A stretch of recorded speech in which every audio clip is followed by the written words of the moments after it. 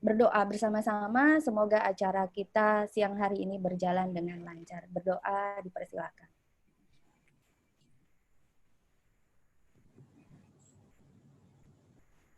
Berdoa selesai. Sebagai permulaan acara, marilah kita ikuti sambutan bersama dari PLT Deputi Bidang SDM Aparatur. Kepada Bapak Teguh Wijinarko, kami persilahkan. Assalamualaikum warahmatullahi wabarakatuh. Selamat siang Pak Sesmen, Pak Aba, dan para undangan yang hadir dalam acara ini. Puji syukur kehadirat Allah Subhanahu wa Ta'ala karena kita bisa hadir dalam acara ini di tengah pandemi COVID yang melanda kita semua. Bapak Ibu sekalian, yang pertama ingin saya sampaikan bahwa sebenarnya sebagaimana disampaikan oleh Pak Presiden dalam berbagai kesempatan melakukan pidato, bahwa kita harus melakukan penyederhanaan organisasi. Nah, salah satu aspek yang perlu kita lakukan adalah beliau pernah menjelaskan tentang pentingnya jabatan fungsional. Sebenarnya kita sudah mengembangkan itu sejak lama, tapi kemudian beliau mengatakan mengenai jabatan fungsional dengan tegas pada pada pernyataan beliau. Nah, dalam kaitan ini barangkali di tengah pandemi COVID, target kita harus selesai pada tahun 2020 ini, akhir tahun 2020 ini kita harus tetap harus kita tetap penuhi. Nah, dalam hal inilah pada hari ini kita ketemu untuk menindaklanjuti target-target kita. Salah satu aspek yang perlu kita lakukan adalah melihat bagaimana cara perhitungan penetapan angka kredit dalam penyetaraan jabatan. Oleh karena itu, Bapak sekalian diundang pada hari ini untuk membahas hal tersebut.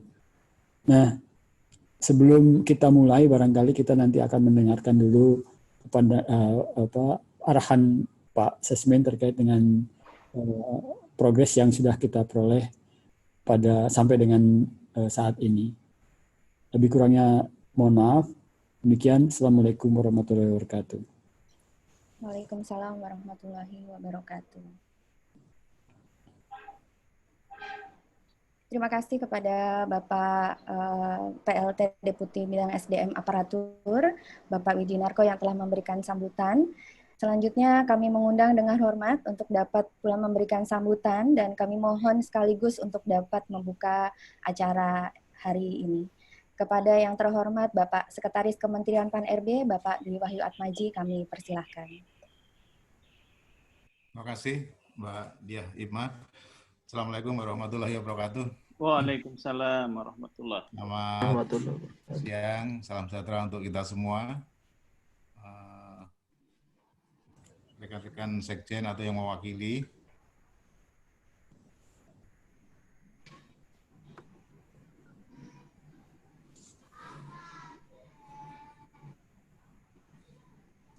Yang saya hormati,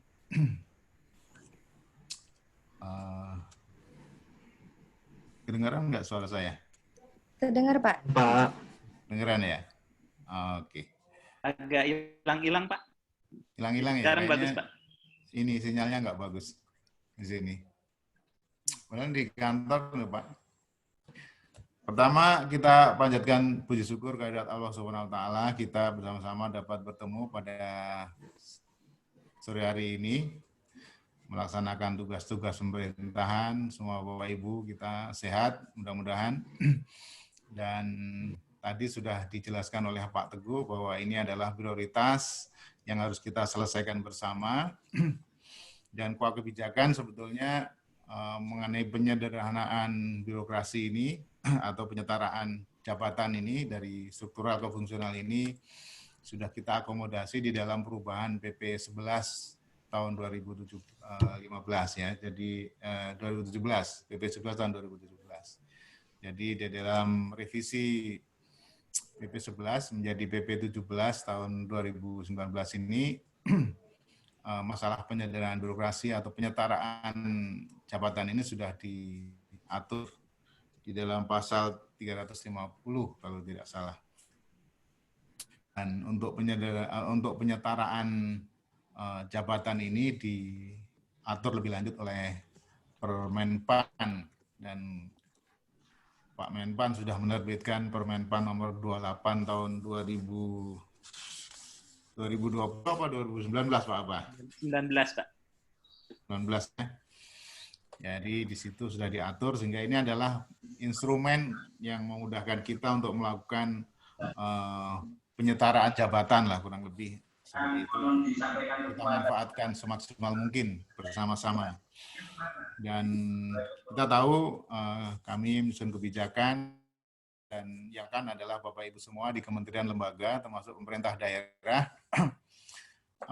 Dari data yang kami terima dari Deputi SDM hingga saat ini sudah kurang lebih 58 instansi yang sudah mengajukan pengusulan untuk penyetaraan jabatan ini, untuk penyederhanaan birokrasi. Jadi dari sekitar 180 instansi itu baru 58 yang menyampaikan, dan dari 58 itu sudah dikeluarkan persetujuan terhadap 28 instansi. Nah, 28 instansi ini adalah instansi Bapak Ibu sekalian yang hari ini kami undang. Jadi terima kasih banyak. Ini saya lihat di layar ada Pak Himawan Arif dari ATR.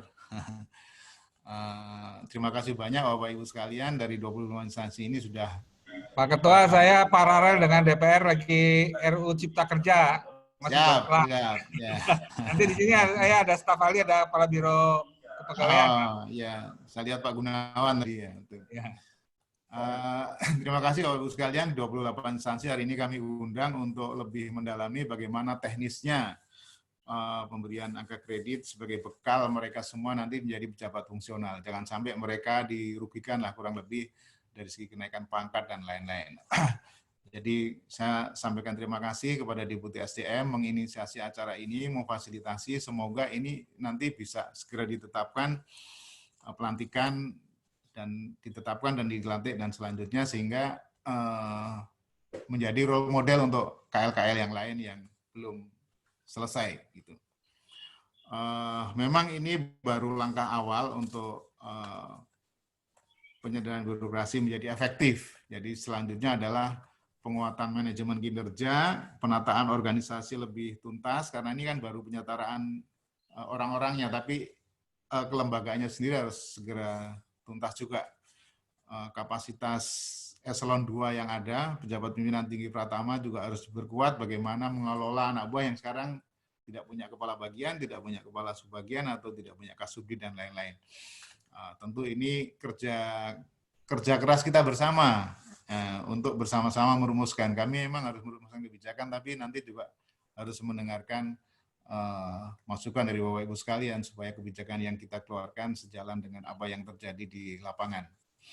Saya kira itu saja Bapak Ibu sekalian. Sekali lagi terima kasih dan mohon kerjasamanya ini dapat kita tuntaskan bersama.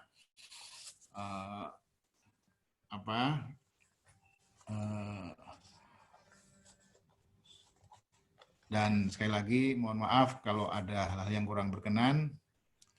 Kami dari Menpan tadi kalau Bu Diah Hitma menyampaikan apa itu pantun, saya juga ingin tutup dengan pantun ya. Pohon semangka berdaun sirih itu hanya ada di dalam lagu. Ya, Kemenpan mengucapkan terima kasih. Kita semua hari ini dapat bertemu. Terima kasih. Wassalamualaikum warahmatullahi wabarakatuh. Waalaikumsalam warahmatullahi wabarakatuh. Waalaikumsalam warahmatullahi wabarakatuh. Baik, terima kasih kepada Bapak Sesmen, Bapak Dwi Wahyu Atmaji yang telah berkenan memberikan arahan dan sekaligus memberikan pembukaan pada acara hari ini. Baiklah Bapak Ibu sekalian, hadirin yang saya hormati, sebelum kita memasuki acara inti yaitu pemaparan dan juga diskusi tentang materi kita pada hari ini, izinkan saya untuk menyampaikan beberapa hal, bahwa yang pertama adalah bahwa nanti pada saat pemaparan mohon Bapak Ibu peserta untuk dapat menonaktifkan suara. Kemudian setelah pemaparan nanti akan ada acara diskusi di mana nanti peserta dapat memberikan tanda. Jadi di fitur masing-masing nama itu ada tanda raise hand. Maka nanti host akan mengaktifkan suara peserta yang bersangkutan untuk dapat melakukan diskusi. Baik, Bapak Ibu hadirin yang saya hormati, selanjutnya mari kita ikuti paparan materi yang akan disampaikan oleh Asisten Deputi Manajemen Talenta dan Karir kepada Bapak Abah Subagja, kami persilahkan. Baik, terima kasih Mbak Hikmah. Assalamualaikum warahmatullahi wabarakatuh. Salam sejahtera untuk kita semua. Salam sehat untuk Bapak Ibu sekalian yang kami hormati, Pak Sesmen. Terima kasih Pak, tadi sudah berkenan hadir dan memberikan arahan kaitan dengan percepatan penyederhanaan birokrasi. Itu Pak Teguh, Pak PLT Deputi SDM, yang kami hormati, Bapak Ibu, para sekjen atau yang mewakili serta rekan-rekan sekalian.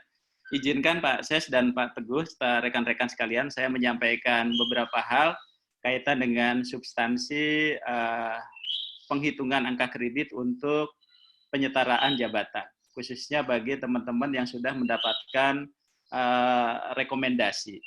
Kenapa ini kami lakukan? Ada beberapa memang yang sudah berdiskusi dengan kita dan memang ada kekhawatiran untuk menetapkan standar penilaian angka kredit bagi teman-teman penyetaraan. Karena memang kalau di in-passing itu sudah jelas angka kreditnya gitu di lampiran, kemudian bagaimana untuk penyetaraan. Karena angka kredit ini merupakan basis dari karir mereka, maka kita sudah menghitung dan menyiapkan untuk sistem karir bagi teman-teman yang memang dialihkan jabatannya, ya dialihkan jabatannya. Nah, oleh sebab itu mungkin ini hal yang penting sekali sehingga nanti ke depan ada kepastian di dalam kenaikan pangkat ataupun kenaikan jabatan bagi teman-teman yang memang akan atau sudah menduduki jabatan-jabatan fungsional. Ya, sebagaimana sekarang ini yang sudah ada di Kemenpan, sudah ditetapkan angka kreditnya dan memang untuk kedepannya itu bisa lebih mudah kita untuk memproyeksikan kapan naik pangkat dan kapan naik jabatan. Nah, Bapak Ibu, teman-teman sekalian, sebetulnya ketika kita bicara hal ini, maka memang ini percepatan yang harus kita lakukan. Jadi penyetaraan jabatan itu, sebagaimana tadi arahan Pak Ses dan Pak Deputi, bahwa ini mendorong upaya penyederhanaan birokrasi sebetulnya dari aspek SDM-nya.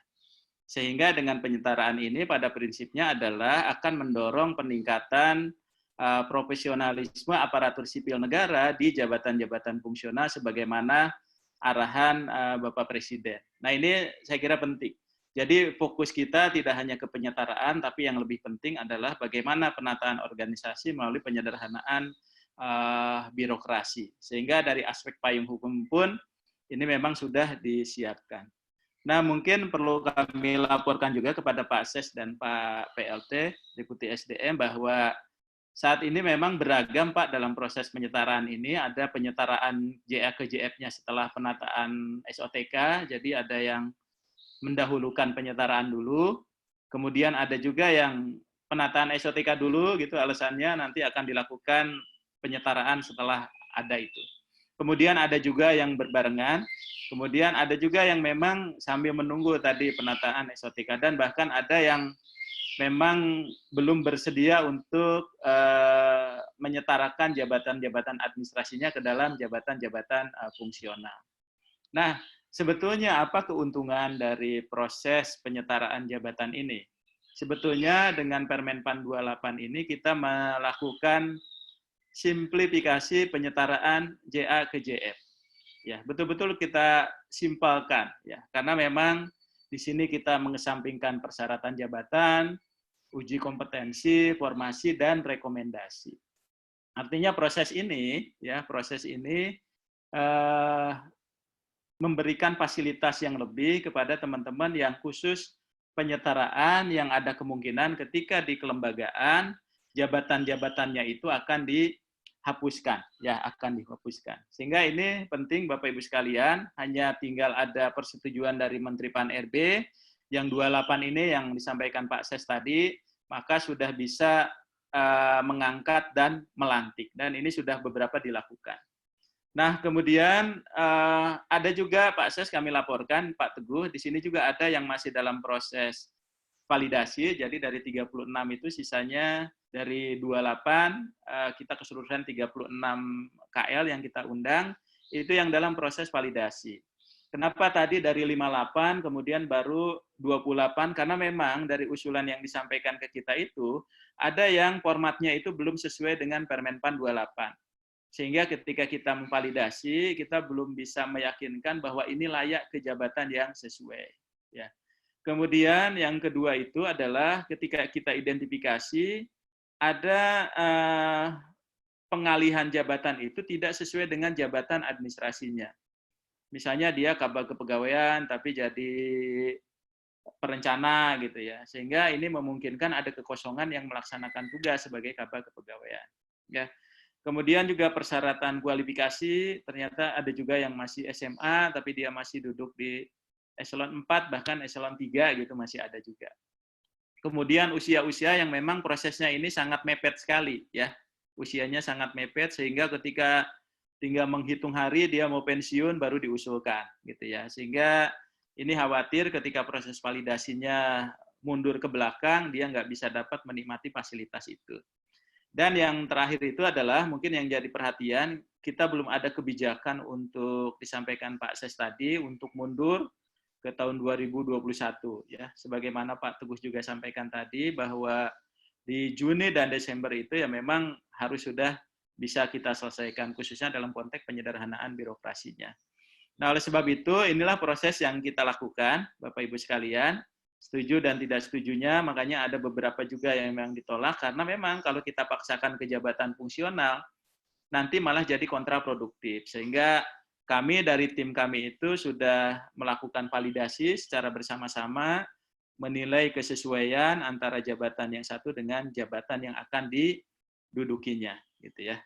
Kemudian juga hal-hal lain yang perlu termasuk kepada proses penataan birokrasinya. Dan ini barangkali yang paling penting dari Deputi RB Kunwas itu sudah menyampaikan surat juga ke Pak Deputi SDM Aparatur untuk memberikan pertimbangan bagi instansi yang tadi salah satunya untuk kenaikan tunjangan kinerja. Ya. Jadi ini juga dikaitkan dengan program reformasi birokrasi. Ya, program reformasi birokrasi. Nah, oleh sebab itu kita memberikan penghargaan melalui RB tadi sebagai salah satu bahan pertimbangan nilai bagi kementerian lembaga yang sudah melakukan penyederhanaan birokrasi baik dari aspek penataan SOTK maupun dari aspek penyetaraan jabatannya supaya bisa menjamin sistem karir bagi eselon 3-4 yang dipindahkan ke dalam jabatan-jabatan fungsional. Nah, oleh sebab itu, barangkali ini yang harus menjadi pertimbangan dan perhatian dari kementerian lembaga.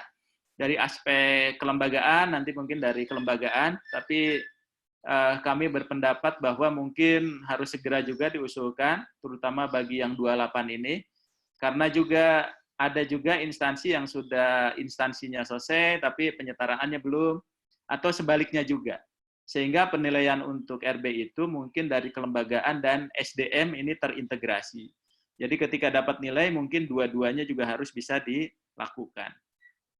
Nah kemudian ini tadi disampaikan oleh Pak Ses, jumlah dari kementerian lembaga ya yang sudah mengusulkan, kemudian yang sudah kita konfirmasi untuk validasi itu ada 30 dan rekomendasi itu sudah ada 28. Jadi secara keseluruhan jabatan yang diusulkan untuk penyetaraan saat ini baru 11.893 jabatan. Ya, jadi masih jauh dari harapan kita untuk seluruh kementerian lembaga.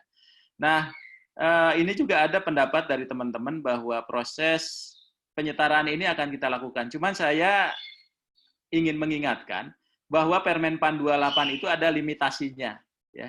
Jadi kalau proses penyetaraannya itu di tahun 2021, maka kemungkinan teman-teman yang jabatannya nanti dihapuskan di eselon 3-4-nya tidak akan lagi mendapatkan fasilitas penyetaraan. Karena di Permenpan 28 2019 itu dia berlaku sampai Juni, gitu ya.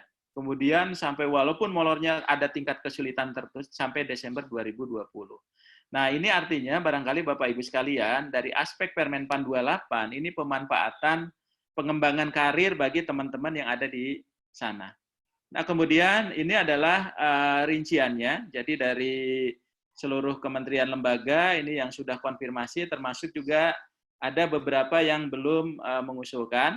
Nah, ini nanti yang akan kita undang secara khusus mungkin setelah Lebaran nanti, ya. Kemudian ini yang rekomendasi yang sudah dikeluarkan, ya, dari Pan RB kebetulan sudah duluan, Kemendikbud, Kominfo, ya. Kemudian juga ada beberapa LPNK yang sudah, ya. Termasuk yang belum nanti juga kita dorong. Sekarang mereka itu sedang berproses karena memang ada alasan tadi, ada perubahan usulan karena ada mutasi, ada rotasi dan berbagai macam. Ya, jadi mereka tetap komitmen ingin melakukan ini, tapi ingin melakukan dulu pembenahan-pembenahan. Karena artinya kalau dia sudah eselon 3-4, mungkin dia akan ambil proses penyetaraan setelah pelantikan itu. Nah, ini barangkali yang terkait dengan penyederhanaan yang sudah melakukan penataan organisasi, sekaligus juga penyetaraan jabatan. Ini yang pertama memang di Kemenpan RB, karena memang jadi contoh. Dari keseluruhan yang tersisa itu cuma 1 untuk administrator dan 2 untuk pengawas. Ya, jadi 52 dan 89 rekomendasi untuk pengangkatan ke dalam jabatan-jabatan fungsional. Tapi ada juga yang sudah penyetaraan, tapi organisasinya juga belum. Ya. Dan yang terakhir ini masih dalam tahap kemarin sudah validasi, sudah mau diterbitkan untuk rekomendasinya adalah lembaga administrasi negara. Kebetulan proses untuk penataan organisasinya dalam proses harmonisasi di Kementerian Hukum dan HAM. Nah, oleh sebab itu, Bapak Ibu sekalian, karena Bapak Ibu ada kemungkinan dari informasi yang kami terima itu setelah Lebaran itu akan melakukan pelantikan, ya, bagi jabatan-jabatan yang sudah mendapatkan rekomendasi dari Kementerian Pan RB, maka untuk kepentingan itu kami coba membuat untuk bagaimana penilaian kinerja yang bersangkutan. Pertama, barangkali yang harus kita ketahui bersama bahwa ada 3 model penilaian yang saat ini untuk jabatan-jabatan fungsional. Ya, yang pertama itu adalah model konvensional sebelum Permenpan 13. Nah, ini model konvensional itu barangkali masih besar, masih lebih dari 50%, gitu, nanti yang akan kita konversikan. Kemudian yang kedua itu model konversi dan integrasi. Konversi dan integrasi itu kurang lebih sama, ya, kurang lebih sama. Nah, ini barangkali Bapak Ibu sekalian, yang model-model ini nanti untuk penilaiannya pun akan kita pisahkan, ya, akan kita pisahkan, ya, antara model yang konversi integrasi dengan yang konvensional. Jadi ada penilaian sendiri-sendiri, gitu ya. Bu Noki, maaf ya, saya agak serius, ya. Kemudian, nah ini Bapak Ibu, teman-teman sekalian, ini adalah norma angka kredit yang saat ini ada. Ya, jadi kita dasarnya itu dari sini dulu. Ya, dasarnya dari sini dulu. Jadi untuk yang di atas ini, ya, ini adalah norma angka kredit kumulatif untuk yang konvensional, ya, dari 100 sampai dengan 850. Kemudian yang model konversi dan integrasi, ini yang di bawah di sini, ya. Ini yang untuk kenaikan jenjang jabatan, kemudian yang atas itu untuk kenaikan pangkat. Nah, inilah nanti norma angka kredit ini yang akan menjadi dasar tadi untuk kenaikan pangkat dan jabatannya.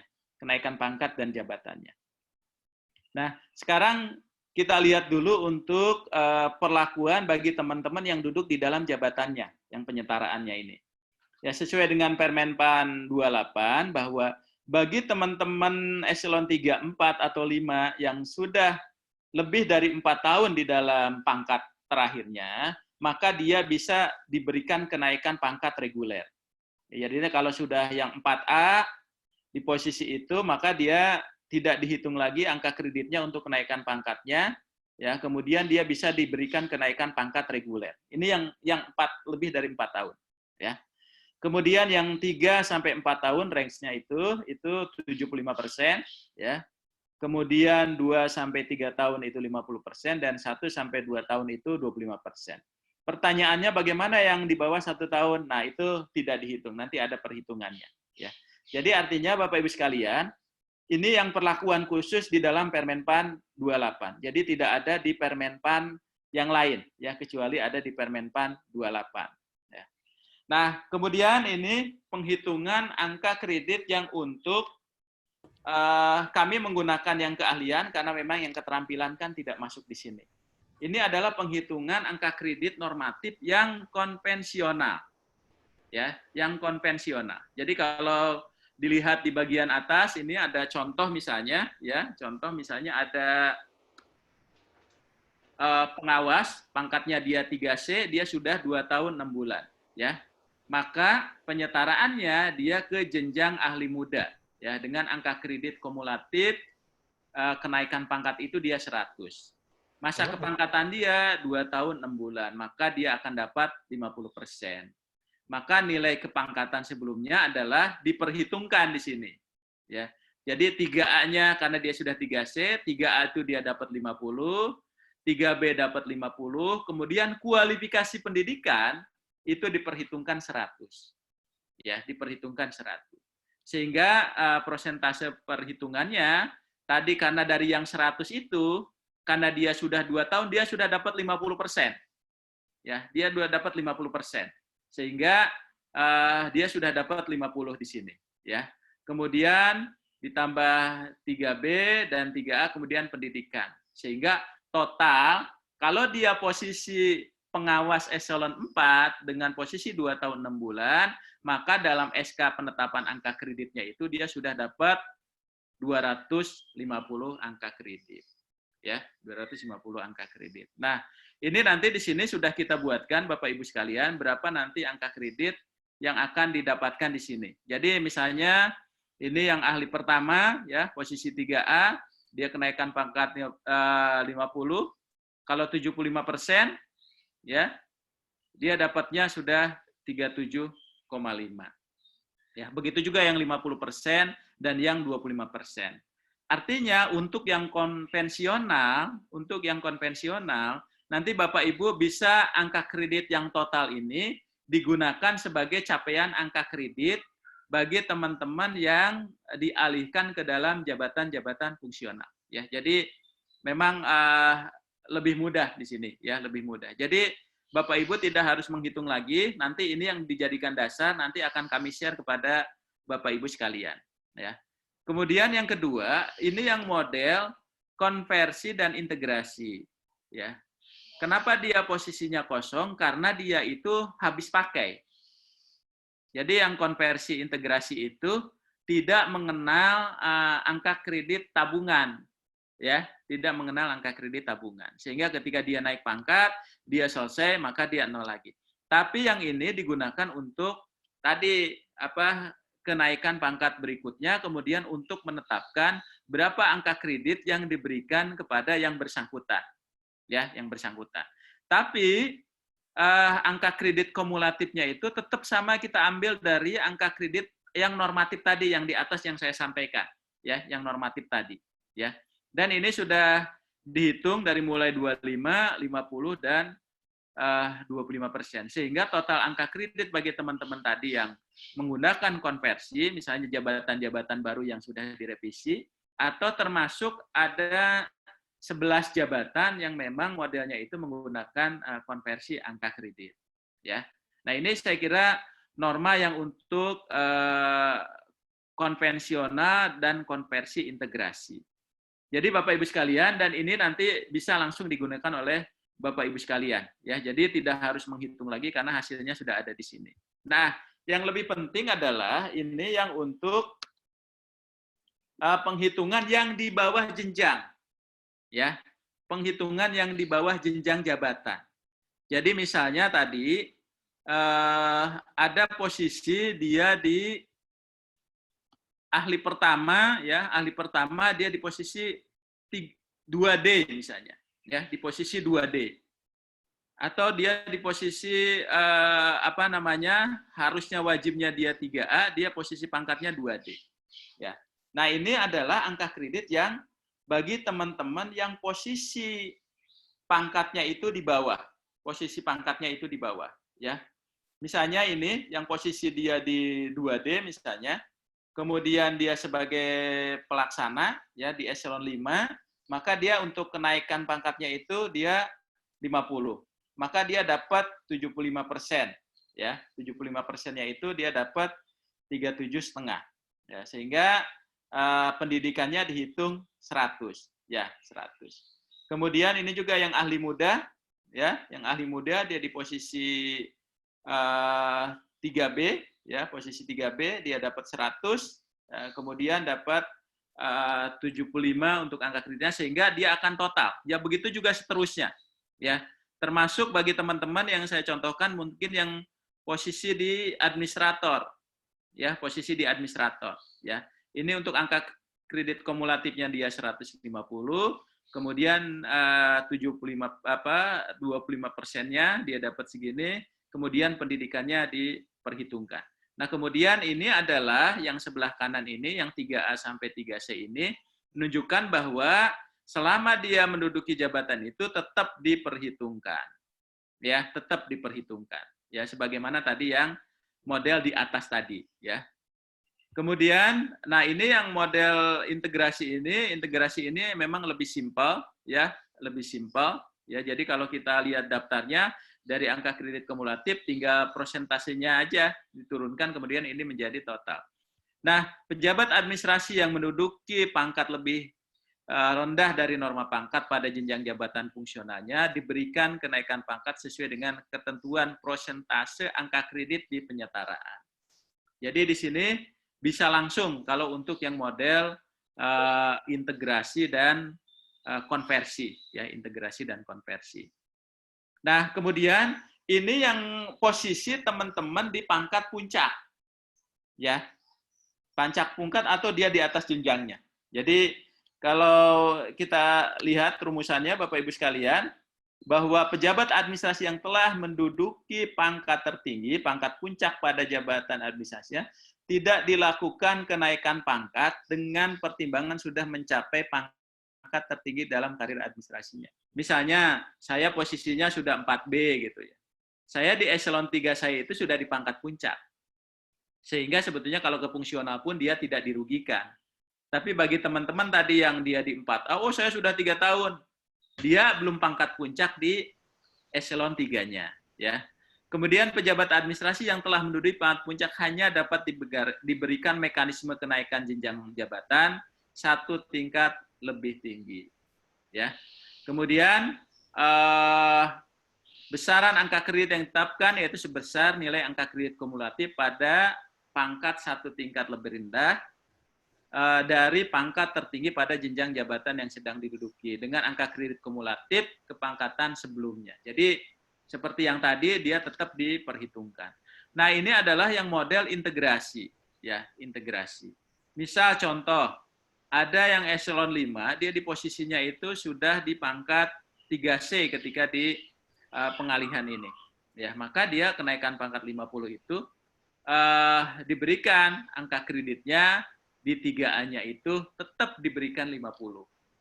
Ya, tetap diberikan 50, ya. Kemudian kenapa dia diberikan 50? Kenapa dia diberikan 50? Karena dia sudah melebihi pangkat puncaknya. Ya, dia sudah dapat keuntungan di jabatan strukturalnya, ya, di jabatan strukturalnya, ya. Begitu juga yang ini, yang 3D, 4A, 4B dia di posisi pengawas, di ahli muda gitu ya, karena dia doktor, karena dia S2 gitu ya. Maka dari angka kredit kumulatif kenaikannya dari rata-rata 100 ini, dia diberikan posisi untuk kenaikan berikutnya, angka kreditnya itu tetap 100. Jadi yang diperhitungkan itu yang di posisi 3C-nya. Ya, 3C-nya yaitu pangkat di mana dia merupakan pangkat awal dia, ya, pangkat awal yang bersangkutan ketika menduduki jabatan itu. Padahal dari sisi jabatan strukturalnya dia sudah mendapatkan fasilitas-fasilitas, ya. Begitu juga yang posisi di ahli madya, ya, di ahli madya. dia tertingginya misalnya sudah di 4B, dia 150, maka yang kita perhitungkan itu di 4A-nya. Kenapa ini kita lakukan seperti ini?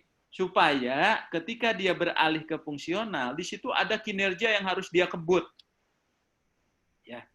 Sementara dia sudah dapat fasilitas untuk kenaikan pangkatnya itu di jabatan-jabatan strukturalnya eselon 3-4-nya.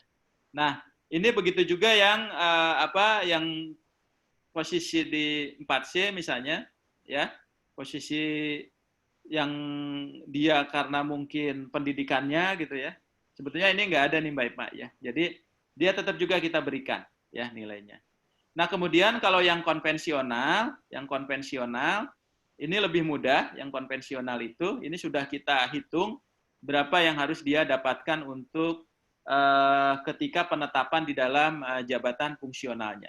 Ya, nah ini misalnya dia di posisi ahli pertama, dia sudah dari pelaksana dia dapat 3C, maka dia dapat pendidikan 100. Berarti yang kita hitung itu sama, ya. Begitu juga yang khususnya yang ahli madya. Ahli madya di posisi 4B, ya, kemudian kredit kumulatifnya 150, dia dapat pendidikan 100, maka yang 3A, ya, 3A-nya dapat 50, 3B 50, kemudian 3C-nya dapat 100, 3 sehingga dia dapat 550. Ya, sehingga nanti dia untuk ke 4C-nya itu dia akan bisa lebih mudah. Nah, ini semua nanti yang bisa digunakan oleh Bapak Ibu sekalian dari nilai total angka kredit ketika melihat posisi teman-teman ini dia sudah berapa tahun ya di dalam jabatan itu, ya, baik yang di atas maupun yang di bawah. Ya, baik yang di atas maupun yang di bawah pangkat dan jabatan puncak. Ya. Nah, itu barangkali Bapak Ibu, teman-teman sekalian, untuk ukuran angka kredit dasar nanti yang bisa diberikan bagi para pejabat fungsional, ya, yang nanti akan dilantik oleh Bapak Ibu sekalian. Dan di sini juga sudah hadir teman-teman yang masing-masing menangani di unit Bapak Ibu sekalian, ya. Ada Mbak Ipma, ada Mbak Mita, dan teman-teman yang lain. Nanti yang secara bisa langsung ya ketika walaupun sudah selesai ini berkonsultasi kaitan dengan angka kredit, mungkin ada kasus-kasus yang di luar itu. Tapi insya Allah dari kasus-kasus semua yang tadi itu kami sudah sudah kita buat dengan kondisi yang ada saat ini dari proses penyetaraan itu. Ya. Saya kira itu Bapak Ibu sekalian, nanti kalau mau mendalami silakan, nanti kita masih ada waktu untuk berdiskusi gitu ya. Mudah-mudahan nanti jam 3 kita bisa selesaikan. Saya kembalikan lagi ke Bu Ipma. Silakan Bu Ipma, untuk teman-teman barangkali ada yang mau bertanya atau memperdalam tadi apa yang sudah saya sampaikan ya. Terima kasih. Assalamualaikum warahmatullahi wabarakatuh. Waalaikumsalam warahmatullahi wabarakatuh. Terima kasih pada Pak Aba, Bapak Asep atas paparannya mengenai bagaimana kita untuk menghitung angka kredit dan juga nanti menetapkan angka kredit pada saat pelantikan. Tim dari Kemenpan juga tadi disampaikan oleh Pak Aba sudah menyusun angka kreditnya, jadi Bapak Ibu mungkin nanti bisa langsung menggunakan. Jadi nggak perlu ngitung lagi ya, karena lumayan juga kalau untuk menghitung angka kredit ya dengan rumus-rumus yang tadi. Baik, izinkan saya untuk membacakan dulu terlebih dahulu pertanyaan yang ada di chatroom. Nanti setelah pertanyaan yang ada di chatroom, nanti akan saya buka untuk pertanyaan langsung Bapak Ibu yang sudah beberapa ini sudah mendaftar untuk mau berdiskusi. Pak Asdep malah hilang ini ya. Baik, sambil menunggu. Sudah kembali lagi, Pak? Iya, sudah. Baik, terima kasih. Baik, Bapak, saya mohon izin untuk bisa puasa, Pak. Baik, saya izin untuk membacakan satu buah pertanyaan dari Bapak Suratna dari BPPT. Ini menanyakan... Ibu. Baik, ini Bu Noki. Saya itu ntar saya dimarahin. Ya, saya baca itu normal itu Pak. Bunoki. Kalau salah normal itu. Mohon maaf ya Bu ya, karena saya baca di chatroomnya, saya nggak lihat di ini. Jangan ngambek ya Bunoki ya. Enggak dong. Mana Bunoki sama Ipma nggak berani lah ada bapaknya. Baik, saya izin untuk membacakan untuk BPPT yang telah mendapatkan persetujuan penyetaraan jabatan, apakah memerlukan juga untuk penataan aspek kelembagaan? Karena proses Perpres Ristek BRIN-nya juga sedang ditunggu, apakah ini harus menunggu dari terbitnya Perpres lebih dahulu atau bisa langsung untuk melakukan pelantikan dan pengangkatan? Kira-kira begitu ya Bu Noki ya? Ya, betul. Baik. Ya. Baik, silakan Pak Asdep ya. Ya, makasih Bu Noki. Jadi yang pertama mungkin ini juga akan terjadi di teman-teman sekalian ya. Jadi bagi yang sudah mendapatkan rekomendasi tadi, tapi organisasinya belum selesai, itu sudah bisa langsung mengangkat dan melantik, Bu. Tapi persoalannya kalau nanti ternyata yang sudah dilantik itu organisasinya masih ada dan dia diperlukan di jabatan strukturalnya, maka orang itu tetap bisa dilantik ke jabatan strukturalnya. Jadi lebih aman dengan pola yang seperti itu. Ya, ketimbang kita menggunakan penyetaraannya terakhir. Ya. Jadi artinya sambil kita kan belum tahu organisasi BRIN itu seperti apa. Iya. Yang sama dengan LIPI, Bu. Ya, sama dengan LIPI nanti kita. Ya, Bu Nur, ini ditanya ini. Jadi izin Pak, jadi langsung dilantik. Nanti kalau ada perubahan atau kebutuhan akan pejabat itu diangkat kembali di jabatan struktural. Iya. Bahkan orang itu jadinya diuntungkan, tadinya dia tidak punya jabatan fungsional, jadinya dia punya jabatan fungsional. Jadi diberhentikan dulu sementara ya dari jabatan fungsionalnya dia diangkat. Nah, terus pertanyaannya menjadi begini Pak. Begitu dilantik, berarti kan wadahnya kosong ya Pak ya, strukturnya kosong gitu ya. Nah, struktur kosong itu apakah kita laporkan ke Kemenpan Pak? Karena kan kalau dilaporkan kan itu bukan penataan dari Perpres BRIN-nya, tapi penataan harapan kita, kemauan kita gitu. Boleh begitu apa gimana Pak? Makanya kenapa harus ada kesesuaian antara jabatan yang dipindahkan dengan jabatan administrasi. Jadi kalau saya misalnya jadi kabag kepegawaian, ya ke analis kepegawaian, jadi masih bisa melaksanakan tugas sebagai kepala bagian kepegawaian karena tugas-tugasnya sejalan. Yang salah itu ketika Ibu melakukan itu, saya kabag kepegawaian diangkatnya jadi perencana, jadi ada kekosongan yang melaksanakan tugas sebagai kabag kepegawaian. Oh, itu bukan itu Pak, itunya oke. Itu kalau jabatannya kosong, itu strukturnya kan jadi kosong Pak. Betul, iya. Iya betul Bu. Makanya struktur yang kosong itu nanti dilakukan oleh pejabat fungsional yang dialihkan itu. Ya. Makanya nanti Ibu momentumnya mau ngambil momentum yang mana? Apa Ibu mau nunggu BRIN gitu, ternyata dia melewati tahun 2020 misalnya, gitu ya. Kan kita nggak tahu. Ya, sebetulnya makanya saya katakan, untuk yang Permenpan 28 ini adalah Permenpan penyelamatan sistem karir dulu. Ya, jangan sampai orang sudah dihapuskan, kemudian dia jadi pelaksana, dia tidak bisa masuk ke dalam jabatan fungsional. Yang memang kalau idealnya itu penyederhanaan birokrasi itu berbarengan antara organisasi dengan setelah selesai lalu penyetaraan kan gitu ya. Tapi ternyata kan ini nggak bisa juga seperti itu karena mungkin penataan organisasi juga butuh waktu yang panjang, diskusi panjang dan sebagainya.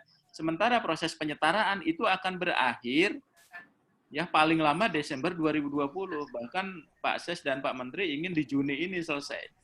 Ketika ini udah lewat, selesailah mereka gitu. Tidak ada lagi proses penyetaraan. Jadi tidak ada yang bisa dimanfaatkan dari proses itu.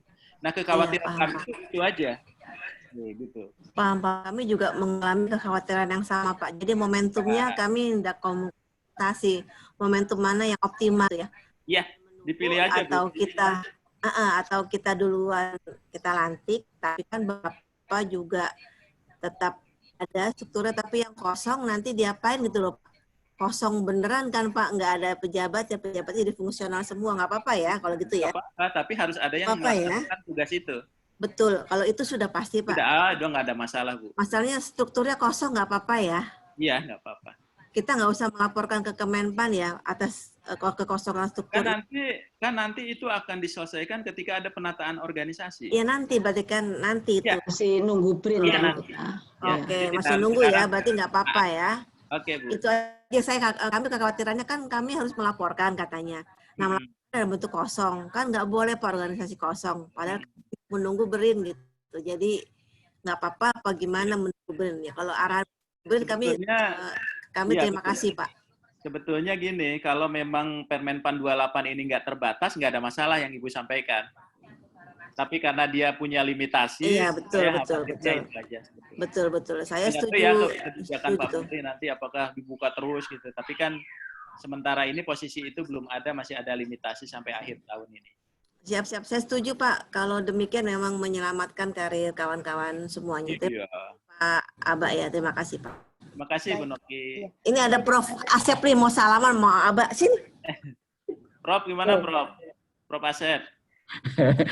numpang iya Pak Aba. Doang apa Asep mah? Udah diwakilin Bu Noki ya, udah diwakilin ya. Lanjut Mbak Isma. Baik, terima kasih Bu Novi.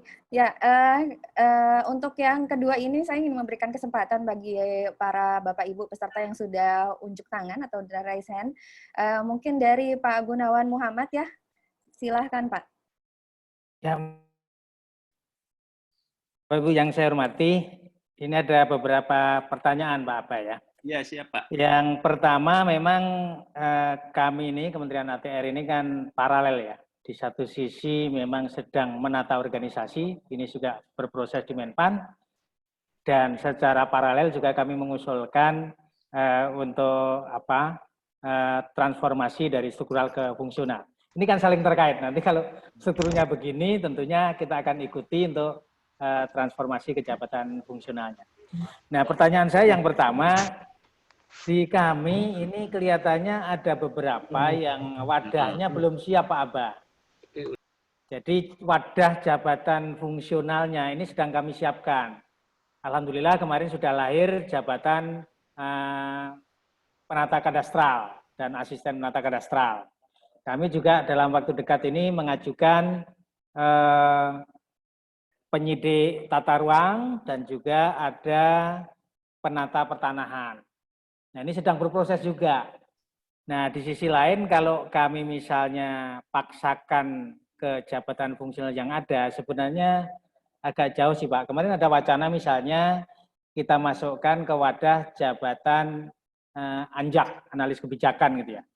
Tapi ini kan sebenarnya basisnya untuk teman-teman administrasi negara ya, kalau di pertanahan apa pas. Nah tapi kalau enggak kan nanti kasihan juga, apa lalu nonjob dulu dengan jabatan fungsional umum yang notabene jabatan tunjangan jabatannya nggak ada gitu. Ini barangkali mohon arahan ini kalau yang wadah jabatan fungsionalnya belum siap ini nanti treatmentnya seperti apa. Yang kedua tadi kalau dari paparan Bapak, Pak Aba, terus terang karena saya sekarang udah nggak di Orpek kurang update Pak dengan permen yang ada tadi. Cuman saya sekilas membaca tadi yang kita setarakan secara khusus yang diatur dalam Permenpan 28 ini kan kelihatannya yang terkait dengan jabatan eselon 3, 4, 5. Nah bagaimana dengan yang sekarang nggak ada jabatan? Pangkatnya barangkali sudah 3D, 3C, dan seterusnya. Ini apakah ada pengaturan khusus atau sementara kita biarkan saja? Nah yang ketiga, di berbagai kesempatan Pak Menpan saya dengarkan jangan sampai nanti perubahan dari struktural ke fungsional ini mengurangi kesejahteraan pegawai. Nah, ini barangkali yang saya juga ingin penjelasan karena kalau saya lihat tadi misalnya untuk jabatan eselon 5 ini kan tadi ahli pertama gitu ya. Nah kalau ahli pertama kelihatannya kalau saya bandingkan dengan tunjangan jabatan dan grade jabatannya, tukin dan tunjangan jabatannya, nanti itu lebih kecil Pak, daripada jabatan fungsional. Nah ini barangkali juga mohon penjelasan. Mungkin sementara 3 itu Pak, terima kasih. Ya, baik.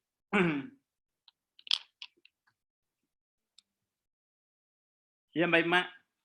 Silakan Pak. Iya, makasih Pak Gun, Pak staf ahli. Jadi yang pertama saya selalu sampaikan ada di beberapa kementerian teknis yang memang memerlukan jabatan-jabatan yang memang spesifik untuk kementerian itu. Ya termasuk kami bahas juga ya dengan Pak Gun dulu sempat ketemu kaitan dengan penata kadastral dan beberapa jabatan lain. Nah, nanti tolong Pak ini dikawal yang penata kadastral itu, di aturan peralihannya itu tolong disebutkan supaya dia bisa mengakomodasi teman-teman yang sebetulnya dulu harusnya ke jabatan ini, tapi diangkat dulu ke dalam analis kebijakan. Jadi ya, kalau penata kadastral kebetulan udah lahir, Pak. Ya, makanya nanti di Juknis Bapak, nanti di sana itu supaya memasukkan jabatan itu. Dan untuk penata kadastral yang sudah lahir, tidak harus menunggu Juknis, Bapak sudah bisa disetarakan, Pak. Jadi kalau Juklak Juknis BKN-nya belum terbit, kalau dalam konteks penyetaraan jabatan ini untuk percepatan, itu sudah bisa digunakan. Sudah bisa digunakan. Tapi ada di Kementerian BUMN, misalnya jabatannya baru mau lahir, dia singgah dulu ke jabatan yang lain. Ya, pertanyaannya, kalau analis kebijakan boleh nggak di ATR BPN? Boleh, Pak. Walaupun dia misalnya pendidikannya sangat teknis. Asal dia analis kebijakan di bidang Bapak di situ. Jadi boleh, kalau analis kebijakan itu kebetulan pendidikannya beragam, tinggal dia tempatnya tepat apa enggak, gitu ya. Misalnya saya sarjana pertanian, boleh nggak jadi analis kebijakan di Menpan? Enggak boleh. Harusnya di Kementerian Pertanian boleh. Karena secara substansi dia memenuhi, begitu juga di tempat Bapak, gitu ya. Jadi artinya dia memungkinkan Pak untuk ke analis kebijakan. Karena fungsi ATR BPN juga kan di bidang analisis kebijakan dan secara substansi orang-orang teknis inilah yang dia menguasai itu. Nah, kemudian yang kedua, yang pelaksana itu, yang dimaksud pelaksana di dalam Permenpan 28 itu, pelaksana yang disebut di dalam Undang-Undang 5. Artinya pelaksana yang memang menduduki jabatan eselon 5 ya Pak ya. Nah, bagi mereka yang menduduki jabatan pelaksana sebagaimana Permenpan 41, maka posisinya itu dia memanfaatkan, tadi kalau ada penata kadastral, dia di-in-passing aja Pak. Dia di-in-passing ke sana, atau dengan perpindahan jabatan kalau memang dia sudah habis masa in-passing-nya. Nah, in-passing-nya kan masih ada dua, satu in-passing Permenpan 42, ya, dan in-passing untuk jabatan yang baru masih ada. Jadi dia masih memungkinkan. Kemudian yang ketiga, Pak, ini kaitan dengan kesejahteraan.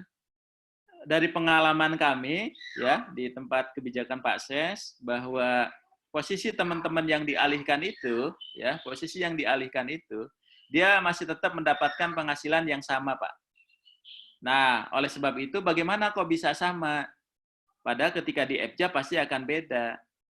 Makanya Bapak harus mendudukan tadi eselon 345 itu, khususnya eselon 34, dia sebagai koordinator dan subkoordinator. Jadi yang namanya koordinator itu untuk menyimbangkan untuk kompetensi manajerialnya, Pak. Sehingga dia bisa tetap. Nah, posisi koordinator dan subkoordinator ini nanti akan berlaku sampai dengan Desember 2020.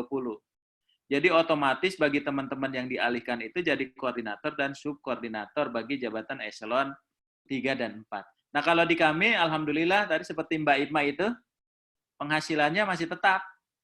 Ya, apalagi setelah ini ditambah THR dan gaji 13, makin seger. Ya, kita yang kurang seger, Pak, gitu ya. Ya, jadi artinya mudah-mudahan sama, Pak, sampai terbitnya Perpres karena masa transisi. Nah, di dalam PP 17 itu, Pak Gun, di situ disebutkan nanti akan diatur di dalam peraturan Presiden, Pak. Nah, sekarang sudah masuk, mudah-mudahan itu bisa menyamakan. Nah, sambil menunggu itu, di SK pengangkatan itu menyebutkan itu, sehingga posisinya itu tetap dibayar dengan uang yang sama. Karena kan sampai Desember itu uangnya untuk membayar itu masih sama, Pak. Jadi seperti Mbak Ipma itu ke analis kebijakan muda, sama ketika beliau masih di eselon 4, posisi penghasilannya. Ya. Itu Pak Gun, untuk yang teman-teman yang lain, saya kira yang penting momentumnya dimanfaatkan dulu. Dan saat ini lagi berbarengan dengan posisi itu, kalau misalnya akan menunggu organisasi, Bapak yakinkan bahwa proses penataan organisasi itu di 2020 ini selesai. Tapi ketika Bapak punya kira-kira ini, wah bisa sampai lewat 2020, Bapak setarakan dulu, Pak. Supaya dia itu dapat haknya dulu. Jadi ketika organisasinya ada seperti Bu Noki tadi, ya boleh diangkat kembali ke dalam jabatan strukturalnya, Pak. Jadi kita cari kesempatan aja. Jadi Permen 28 ini benar-benar memberikan ruang kepada teman-teman penyelamatan, Pak. Tapi dia punya pilihan. Setelah selesai dia bisa berpindah kembali ke jabatan strukturalnya kalau memang jabatannya itu masih ada. Gitu. Itu Mbak Ima, Pak Gun, makasih, Bu Noki. Ya. Makasih Pak. Baik, terima kasih Pak Abah.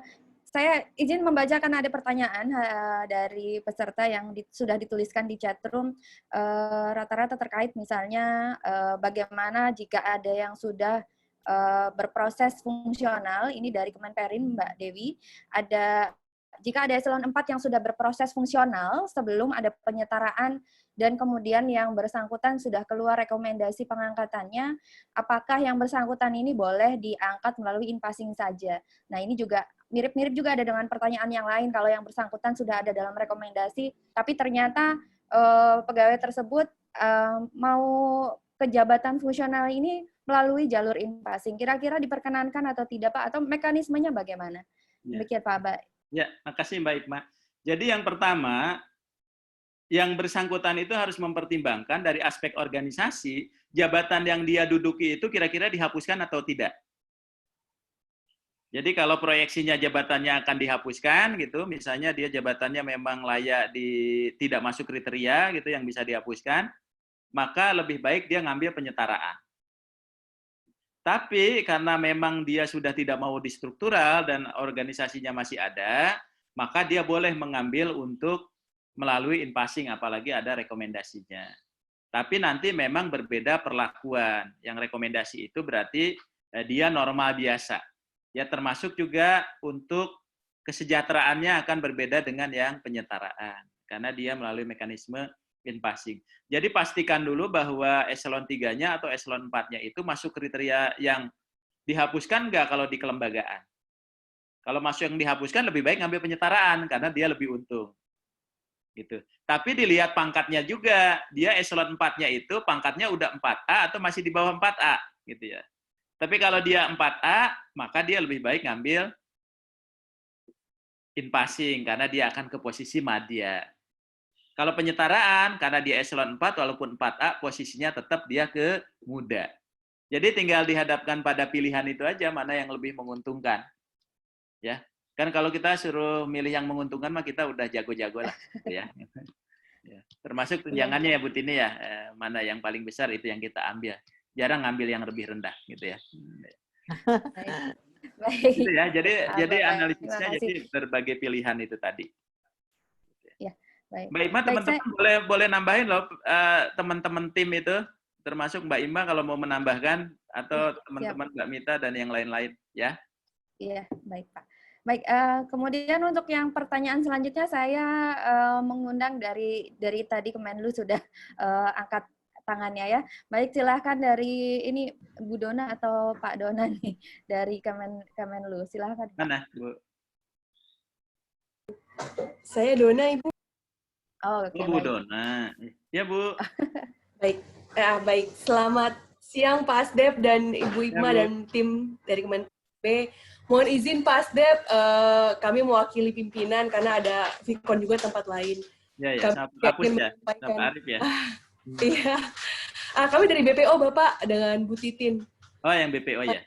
Iya, nanti ada rekan kami dari Pusbinjafung juga mungkin menanyakan angka kredit. Kalau kami dari sisi organisasi ingin menyampaikan pandangan dan concern saja, Pak. Jadi terima kasih kami sudah menerima persetujuan dari Kemenpan RB. Memang kalau boleh bercerita sedikit, sebelum adanya arahan penyederhanaan pun kami melakukan penataan organisasi, sudah memproyeksikan organisasi berbasis fungsional. Makanya yang kami usulkan adalah seluruh jabatan Kasubdit di direktorat kami gitu. Cuma ternyata berdasarkan hasil persetujuan yang dialihkan itu hanya yang terisi jabatannya, gitu kan Pak. Sementara yang kosong ini tidak dianggap sebagai penyetaraan. Nah, ini akan menimbulkan kendala dalam hal nantinya perbedaan kelas jabatan itu tadi. Jadi nantinya akan ada di organisasi kami satu jenjang madya, sama-sama jenjangnya tapi kelasnya berbeda. Yang satu kelasnya Kasubdit, yang satu kelasnya madya biasa gitu ya. Nah ini memang tadi Bapak sudah sampaikan diberikan fungsi koordinator. Ini yang menjadi kendala juga Pak dari sisi organisasi kami, karena yang kami bayangkan organisasi berbasis fungsional ini kan koordinasinya tidak terlembaga, sifatnya cair gitu. Dan kami berharap bahwa nantinya seluruh JF ini bisa punya kesempatan untuk menjadi koordinator untuk task force tertentu sesuai penugasan pimpinan tinggi Pratama. Nah, kalau kelasnya ini dilembagakan berbeda seperti ini kan berarti akan menyulitkan mekanisme kerja di organisasi gitu Pak, karena koordinatornya jadi tetap gitu, jadi permanen. Ini sih mungkin nanti ini ada kaitan dengan kesejahteraan sih, aspek kesejahteraan, tapi kami hanya ingin menyampaikan pandangan bahwa kesejahteraan ini ketika yang dialihkan hanya yang diisi jabatannya, kami agak menimbulkan kendala nih di kami gitu Pak dalam hal ini. Terima kasih Pak Asdep. Ya, makasih Bu Dana. Baik Mak, jadi yang pertama, kenapa yang jabatan kosong itu tidak disetarakan? Karena yang disetarakan ini kan orang dalam jabatan. Jadi orang yang kita selamatkan. Jadi kalau yang kosong, nggak ada yang kita selamatkan dulu di situ. Ya, jadi artinya ini efisiensi juga. Jadi biar kita nggak diprotes Kementerian Keuangan. Nah, jadi misalnya karena penyetaraan itu terkait dengan orang yang disetarakan dalam jabatan kefungsional, sehingga concern kita orang-orang yang duduk di dalam jabatan itu. Makanya banyak juga yang ngakalin. Itu jabatannya mau dihapuskan, tapi dilantik dulu di situ. Supaya dia bisa disetarakan. Gitu ya. Ini sih bukan ngasih tahu ya, tapi apa ya, kelepasan ngomong Bu Noki ya jadinya. Jadi artinya yang kosong itu memang tidak, karena memang prinsip kita menyelamatkan orang di dalam jabatan itu. Ya, jadi penyelamatan orang sebetulnya Permen 28 ini. Kemudian yang kedua, tadi yang posisi koordinator. Koordinator itu sifatnya tidak permanen. Tapi sampai 2020 yang menjadi langsung pengalihan itu memang dia jadi koordinator dan subkoordinator. Saya rencana di tahun 2021 saya akan mengganti secara bergantian koordinator di tempat saya. Karena Bu Dona betul tadi ada target-target, misalnya Bu Dona tahun ini yang ini, pegang ini. Ibu jadi koordinator. Jadi koordinator itu bukan jabatan jadinya. Ya, tapi tanggung jawab, tapi diberikan angka kredit 25%. Karena kenapa? Secara tidak langsung dia melaksanakan tugas-tugas manajerial. Ya. Jadi secara bergantian, nanti bebannya ada di posisi siapa. Jadi koordinator, subkoordinator tidak permanen. Karena kalau dia permanen, akhirnya jadi kayak struktural. Kenapa kita menggunakan nomenklatur koordinator, subkoordinator sampai akhir 2020 ini? Supaya para eselon 3-4 itu tidak kaget. Ya. Dia tidak kaget, wah tadinya dia harus menginikan, menggerakkan gitu, jadi enggak gitu ya. Makanya keuntungannya betul Bu Dona tadi, nanti dia bisa lintas karena dia fleksibel di Pokja itu, Bu Dona bisa bantu ke sana, saya bisa bantu ke sini, dan itu dapat angka kredit. Jadi konsepnya jangan dianalogkan nanti dengan koordinator itu eselon 3, subkoordinator itu eselon 4.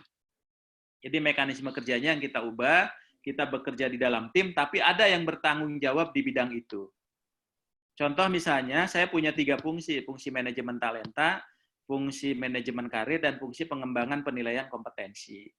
Yang manajemen talenta itu ada koordinatornya yang tanggung jawab, tapi dia bisa bantu juga yang manajemen karir, kalau di sininya lagi sepi, lagi lockdown Bu Noki. Nah, dia bisa berpindah ke sebelah untuk bantu.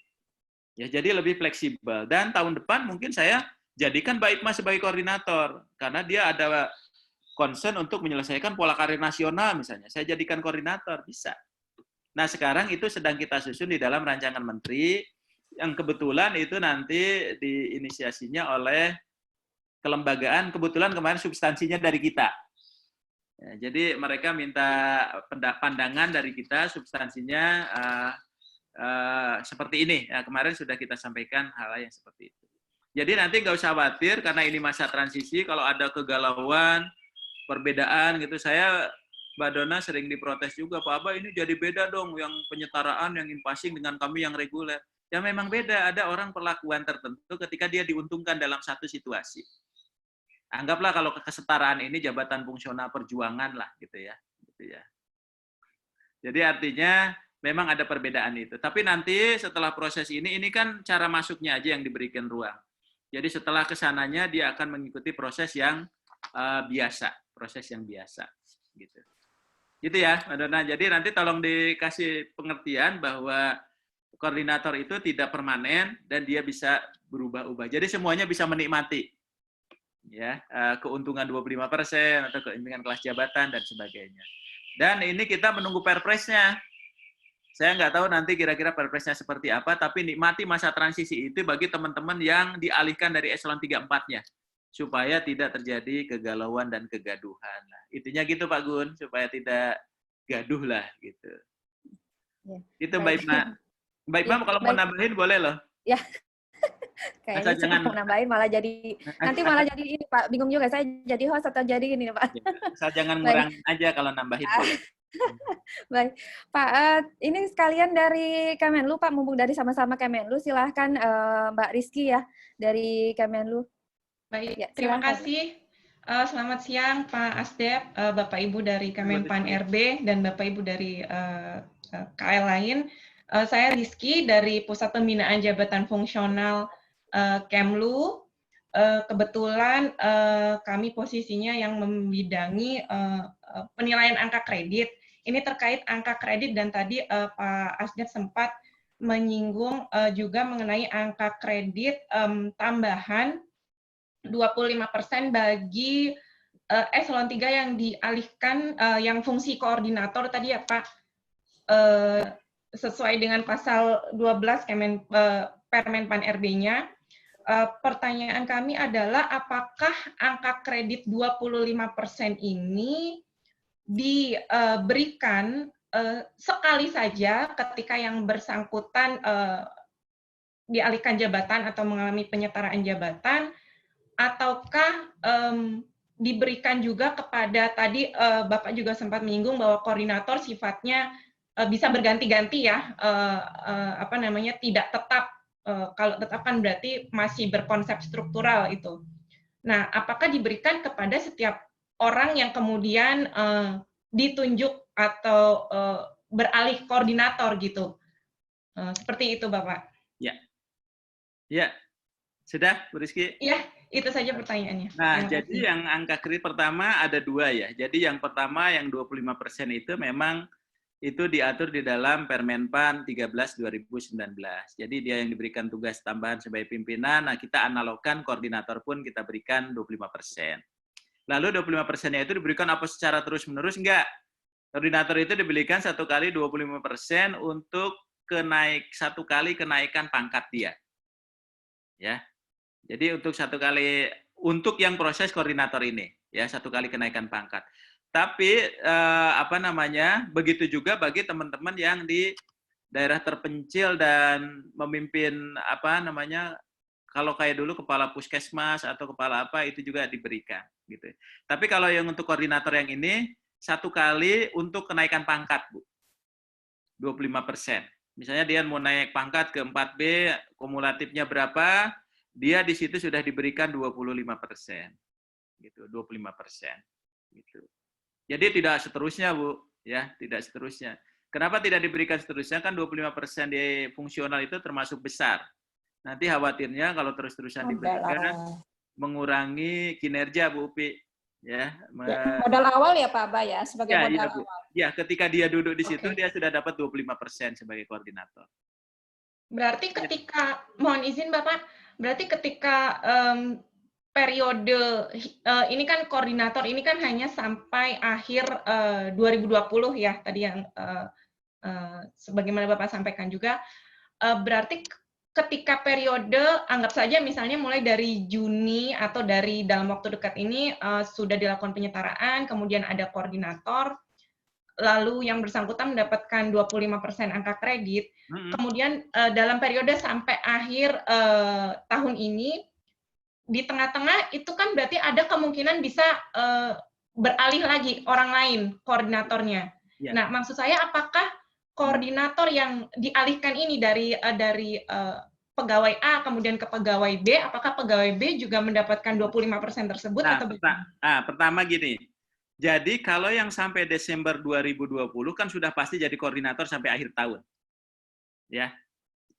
Sudah pasti sampai akhir tahun dia koordinator. Jadi untuk sementara tetap dulu ya Pak, sampai akhir tahun. Sampai Desember 2020 itu wajib hukumnya, eselon 3-4 jadi koordinator dan subkoordinator itu wajib hukumnya. Oh baik. Tapi begitu lewat 2020, tidak lagi wajib, tapi sunnah. Tapi Bu Rizky tidak boleh memotong koordinator itu di tengah jalan. Dia itu harus diberlakukan 1 tahun. karena itu terkait dengan kinerja. Jadi misalnya di bulan Juni dia diganti nggak boleh. Oke. Jadi koordinator itu minimal dia 1 tahun. Oh, baik. Ya. Tapi kalau yang untuk posisi sampai, karena Permenpan 28 ini sampai 2020, maka yang eselon 3-4 wajib jadi koordinator dan subkoordinator. Karena penghargaan bagi dia supaya disampaikan Pak Gun tadi tidak turun penghasilannya. Nah, gitu, tidak turun penghasilannya. Sehingga didudukanlah dia untuk manajerialnya sebagai koordinator. Gitu. Ya, baik. Gitu baik. Bu ya. Ya, sangat jelas Pak. Terima kasih Ya, banyak. wajib gitu. Ya, makasih Bu Rizky. Terima kasih. Ya, Mbak Ipma. Ya, baik. Terima kasih Pak. Apakah dari Bapak Ibu ada yang mau ini? Mbak, boleh saya tanya? Mbak. Saya bisa, Bu. Ada Pak Suproni, ada Bu Dia. Iya, Mbak. Sebentar, Mbak, Bapak Ibu. boleh? Iya, iya. Silakan Mbak Ipma, yang mana dulu? Soalnya ini di tanda caturnya nggak ada yang ini, nggak ada yang Raisa, jadi saya juga tadi menawarkan. Baik, silakan Bu Diah dari BP2MI. Terima kasih Pak Abah. Iya Bu Diah. Kami juga dalam proses Pak ya, ini karena sudah struktur baru dengan BP2MI dari badan. Dan rekomendasi juga telah selesai, tapi untuk strukturnya memang perkiraan mungkin pertengahan tahun kali Pak ya, baru rapat koordinasi dengan harmonisasi dengan Kementerian Hukum dan HAM. Yang ingin saya tanyakan tadi Pak, model terkait DUPAP nih Pak. Jadi Bapak memberikan 3 model. Karena 3 model itu, apakah itu bisa dipilih yang paling menguntungkan atau gabungan gitu Pak? Kalau lihat tadi masing-masing, karena kalau saya lihat tadi yang terakhir penjelasan Bapak, kalau misalnya posisi yang jenjang pangkat terakhir tadi Bapak singgung 4B, tidak dihitung lagi berapa tahun dia dari situ, maka dia tetap dapat yang 150. Tapi kalau di bawah tadi, yang model di bawah Pak, mungkin yang tradisional, apa tadi malah dapatnya 300 Pak. Apa saya salah tangkap ya Pak? Sudah Bu? Iya Pak. Ya, makasih Bu Dia. Jadi yang pertama kaitan dengan kita mau menggunakan pola penilaian yang mana. Itu kembali Ibu harus melihat jenis-jenis jabatannya. Jadi misalnya ada 11 jabatan yang modelnya itu konversi. Ada jabatan-jabatan yang setelah 2019 itu modelnya itu integrasi. Jadi Ibu harus melihat, misalnya Ibu mau bicara tentang kejabatan peneliti, itu integrasi karena sudah posisi di 2019 ya. Atau Ibu masih jabatan perencana, itu juga sudah integrasi. Analis ketahanan pangan itu konversi. Jadi nanti harus dilihat Bu Dia dari masing-masing jabatannya. Jadi masing-masing jenis jabatannya itu nanti dilihat. Nah, kemudian yang kedua tadi Mbak Ipma yang kaitan dengan apa? Angka kredit tadi. Kenapa yang dia di atasnya itu dia tidak diperhitungkan lagi karena dia sudah diuntungkan kelebihan kenaikan pangkat di jabatan strukturalnya. Jadi dia itu Bu karena sudah melewati jenjang pangkat untuk jenjang jabatannya. Jadi dia itu sudah lewat. Lain halnya tadi yang di bawah harus kita picu. Yang di bawah itu kita picu supaya dia bisa naik supaya memenuhi pangkat idealnya dia. Ya, sehingga perhitungan angka kreditnya itu jadi berbeda. Nah, termasuk mungkin nih Bapak Ibu teman-teman sekalian, Bu Ipi akan ketemu juga saya misalnya di situ S2 atau S3. Apakah diperhitungkan lagi nggak S2 S3-nya? Nah, jadi kalau yang ini rumusnya gini, kalau saya misalnya S2 S3 saya itu sudah dihitung ketika saya di struktural, maka tidak diperhitungkan lagi untuk di jabatan fungsionalnya. Tapi kalau Bu Upi ternyata ketika dipindahkan lagi S2 atau S3. Kemudian ketika di fungsionalnya selesai, maka Ibu langsung akan diberikan angka kredit. Karena fasilitasnya Ibu belum dapatkan ketika di jabatan struktural. Nah, nanti ketemu juga kalau yang seperti itu tolong dihitung angka kreditnya ditambahkan. Ya, untuk angka kredit untuk pendidikannya gitu, pendidikannya. Nah, nanti Bu Dia, untuk Ibu melihat nanti jenis jabatannya, misalnya Bu Dia sudah menyusun jenis-jenis jabatannya, kalau misalnya masih kurang pas untuk ini penilaiannya kemana, nanti silakan kontak ke Mbak Ipma dan ke tim kita. Ini jabatan ini modelnya apa ya? Nanti Ibu tinggal lihat. Gitu ya Mbak Ipma ya, dengan teman-teman ya. Iya Pak, ada Mbak Mita juga, ada teman-teman yang masing-masing pegang sebagai tim validasinya juga sih Pak. Ya. Baik. Tadi ada Pak. Mbak Ipma bisa, saya dari Badan POM Mbak Ipma. Ada Pak Sukroni, Bu Rita, maaf Pak Sukroni dulu boleh Pak, silakan Pak. Sama Pak Abu ada juga ya. Terima kasih. Assalamualaikum Pak Aba dan teman-teman sekalian. Ada tadi menarik yang dari Pak sampaikan Pak Aba. Ini terkait dengan pertama yang menarik kalau tunjangan ya Pak. Itu sensitif sekali nanti tuh. Kemudian terkait tadi penunjukan koordinator sampai 2020. Kemudian berikutnya adalah pola biasa bisa berganti koordinatornya. Nah, setahun nggak boleh diganti, tapi ke tahun berikutnya bisa diganti oleh orang lain lagi gitu ya Pak Aba ya. Itu berarti nanti itu bisa orang dapat kesempatan 25% nih, istilahnya ngasih jatah lah ke orang itu 25%. Satu itu artinya bisa orang-orang bisa kita kasih reward di situ. Kemudian kedua terkait tunjangan nih Pak Aba. Tadi kan tunjangan nggak berubah sampai 2020 diberikan koordinator. Karena kan kelas jabatan struktural dengan fungsional itu kan berbeda jauh. Dan tunjangannya pun mungkin signifikan. Nah, begitu 2020 atau 2021 nanti, itu berarti bisa tunjangannya bisa up and down ya Pak? Itu satu. Kayak kedua. Ketiga, posnya di mana nanti Pak ya? Karena tunjangan fungsional itu kan besarannya sudah ada penetapannya nih oleh pembina tertentu. Sementara tunjangan yang struktural itu tunjangannya termasuk jabatan struktural dan kinerja kan bisa berbeda. Nah, itu gimana Pak Aba? 3 itu pertanyaan. Makasih Pak. Oke. Jadi yang pertama tadi untuk yang jabatan eselon 3 4 yang dialihkan itu reward-nya lah ya, penghargaannya. Karena sebetulnya arahan presiden dia tidak boleh berkurang dan sebagainya kan ini harus dipikirkan juga gimana caranya. Karena model penilaian EBJAB struktural fungsional itu betul Pak Sukroni tadi dia berbeda gitu ya. Tapi memang di dalam Permen yang 28 perlakuan ini memang agak berbeda, ada kekhususan. Tapi ini tidak berlaku selamanya sebelum ada Perpresnya. Nah, oleh sebab itu nanti sebetulnya untuk tindak lanjut ini ke depannya ini sekarang yang Perpresnya ini yang sedang dibahas Pak ya. Jadi saya juga belum tahu, belum mengikuti lagi isi Perpres itu seperti apa. Setelah pasca nanti penyetaraan ini setelah masa transisi di 2021. Nah, memang rencana ke depannya itu untuk tunjangan itu idealnya itu setara sepanjang tugas dan fungsi jabatan fungsional itu bobotnya juga sama.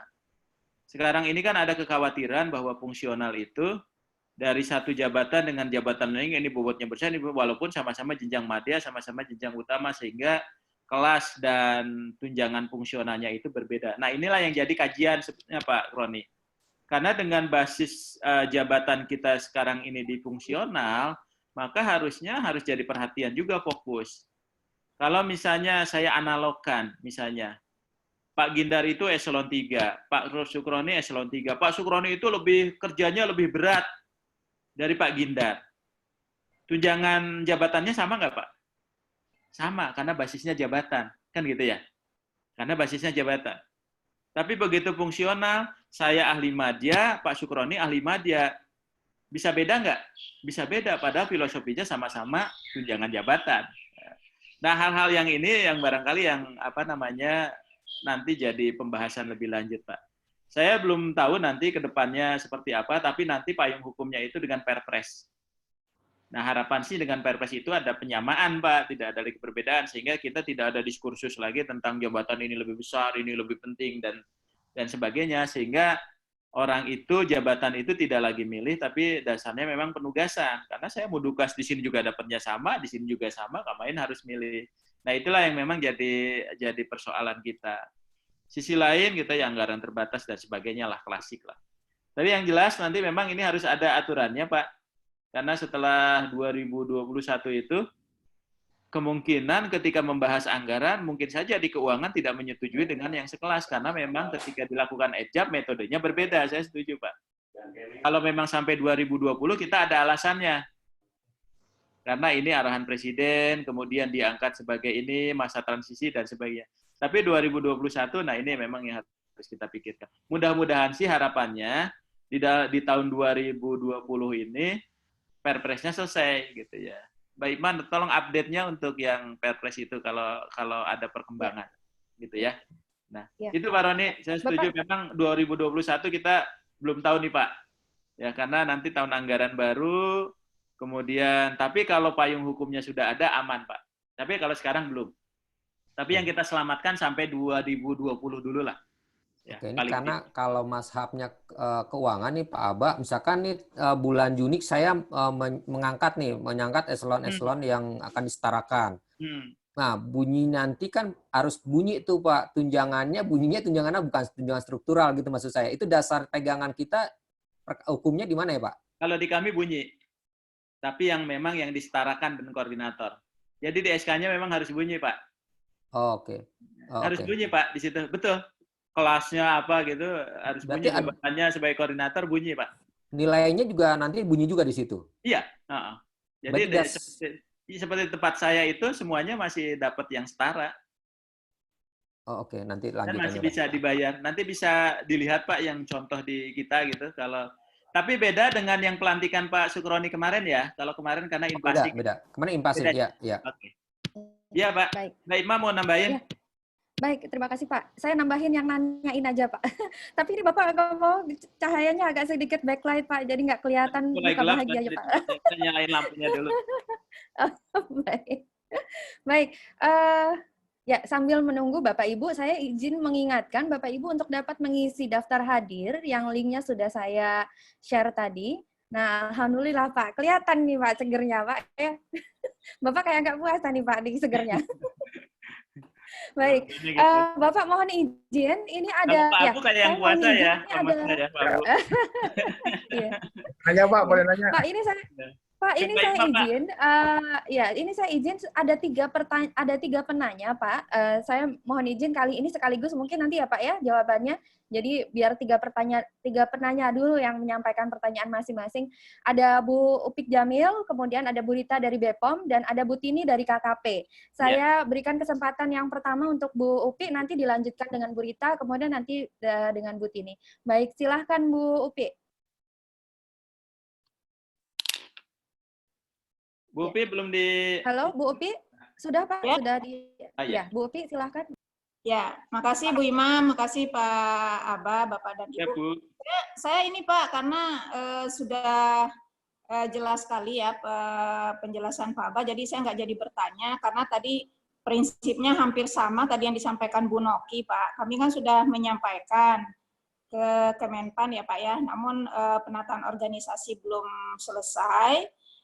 Jadi sudah ada acuan kami Pak Abah, nanti kami tetap siapkan untuk kalau sudah dari Kemenpan sudah oke semua yang kami ajukan, kami akan siapkan pelantikan hasil transformasi ini ya Pak Abah ya.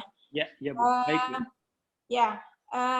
Ini Pak dari saran aja Pak Abah, ini dari diskusi tadi Pak, kalau boleh kami saran.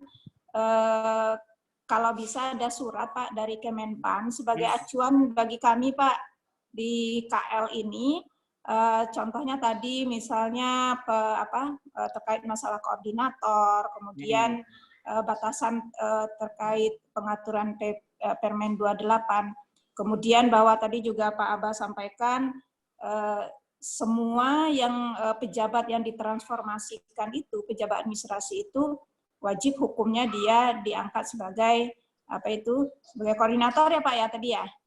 Nah ini karena mungkin ya dinamika di masing-masing KL berbeda-beda Pak. Di tempat kami ada juga Pak Sekjen itu sudah mendapatkan usulan Pak, ini kesempatan mungkin ada juga Pak beberapa kinerja dari pejabat eselon 3 itu yang memang dinilai kurang, sehingga pimpinan eselon 1-nya kalau ini mengusulkan nanti akan ditunjuk jadi koordinator menunjuk pejabat yang lain. Nah, sehingga kan tadi Pak Abah sampaikan ya sampai Desember 2020 tuh harus yang bersangkutan. Tentunya ini bisa menjadi acuan kami Pak. Jadi saya hanya menyampaikan saran itu aja karena tadi makasih Pak Abah nih tadi sudah banyak sekali kami dapat bicara. Makasih Pak. Makasih Bu Upi. Ya. Sebetulnya baik, silakan Bu. Iya. Gimana Pak? Boleh lanjut ke Bu Rita? Lanjut ya. Atau... Makasih.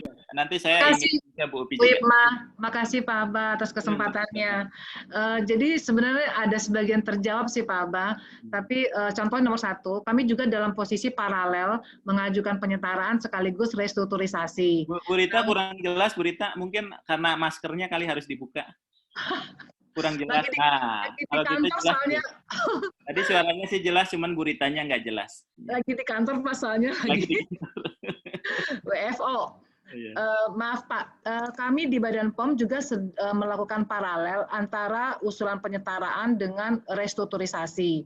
Nah untuk penyetaraan, alhamdulillah kami sudah disetujui Pak. Namun kami belum memungkinkan untuk melantik di Juni ini karena ada di restrukturisasi itu belum ada rumahnya yang harus kami pastikan disetujui juga oleh kedeputian deputi kelembagaan Pak. Ini mohon dukungan dari deputi SDM Pak untuk bisa mendorong hal ini sehingga harapan kami maksimal Desember kami udah bisa lah restrukturisasi sekaligus pelantikan penyetaraan. Nah yang kedua Pak, itu kan memang kami di sini tuh Biro Umum dan SDM ya Pak. Jadi memang jadi objek banget tuh Pak untuk audit BPK. Jadi pengelola BMN kami Pak, itu untuk jenjang ahli, itu belum ada untuk penyetaraan JF-nya. Nah ini mungkin kami juga mohon dorongan dari Kemenpan untuk MQ juga menggolkan JF untuk penata laksanaan barang ya Pak, jenjang ahli. Nah sehingga kalau kita analogkan atau kita jadikan setara dengan PPBJ, itu tidak terlalu match untuk butir-butir kegiatannya Pak. Padahal mereka harus bertanggung jawab terhadap BMN yang menjadi objek ya Pak ya. Nah kemudian yang ketiga Pak, di posisi-posisi struktural yang udah mendekati pensiun, nah itu tidak direkomendasikan oleh pimpinannya untuk disetarakan, jadi dibiarkan sampai menunggu pensiun. Nah kondisi seperti ini, apakah jika kami menyetarakan dengan pejabat yang lain, apakah beliau menjadi pelaksanakah atau bagaimana sambil menunggu waktu pensiunnya sampai waktunya ya Pak pensiun, apakah jadi pelaksana gitu Pak atau bagaimana Pak sebaiknya. Kemudian selama proses kami menunggu restrukturisasi ini disetujui oleh Menpan, terutama khususnya di kedeputian kelembagaan, kami juga masih melakukan rotasi-mutasi Pak. Apakah kami harus memperbaharui usulan ke Kemenpan Pak terkait ini? Mungkin itu saja Pak. Terima kasih Pak Aba, Pak Ibma. Ya. Silakan Bu Tini. Lanjut, boleh. Silakan. Terima kasih Mbak Ima. Pak Aba, terima kasih. Mau tanya sedikit aja. Kedengeran kan Pak Aba? Wah, jelas banget kalau Bu Tini. Badannya gede. Sama dengan Bu Rita. Begini Pak Aba, tadi menarik sekali yang tadi disampaikan ya, yang koordinator atau kan 1 tahun tuh ya masa jabatannya gitu dalam tanda petik. Kalau ini berdasarkan pengalaman nih Pak Abda, manusia itu kan punya sifat manusiawi lah. Dalam arti gini, kalau kita misalnya ini pengalaman soalnya di kantor, misalnya sudah ditetapkan menjadi koordinator, sebelum ditetapkan sih oke, kerjanya bagus, ya kinerjanya oke. Nah, tapi pada tentu kan pasti ada menurunnya juga gitu loh Pak Aba. Nah, tapi kalau nanti ada tadi yang saya dengar dari Pak Aba, kalau misalnya dia tidak boleh diganti dalam waktu 1 tahun, apakah ini nanti malah menjadikan, tenang aja, 1 tahun ini nggak akan diganti-ganti gitu loh Pak Aba. Padahal itu adalah buat ya kita adalah jadi terpasung nih kita pimpinannya gitu maksudnya lah. Jadinya jadi ada maksudnya ya ada penurunan kinerja, sementara itu ada batasan waktu 1 tahun kita nggak boleh ganti gitu. Makasih Pak Mbak. Ya, makasih. Ya baik Mak. Ya silakan Pak. Ya, saya harus izin dulu sama Bu Moderator pimpinan. Jadi yang pertama tadi yang Bu Upi, terima kasih sarannya Bu. Nanti insya Allah nanti kita komunikasi dengan kelembagaan ya, kira-kira nanti seperti apa gitu. Kemudian nanti sebagai acuan lah bagi kementerian lembaga gitu ya, bahwa proses ini jalannya untuk penunjukan sampai Desember itu sampai 2020 Desember itu mereka itu.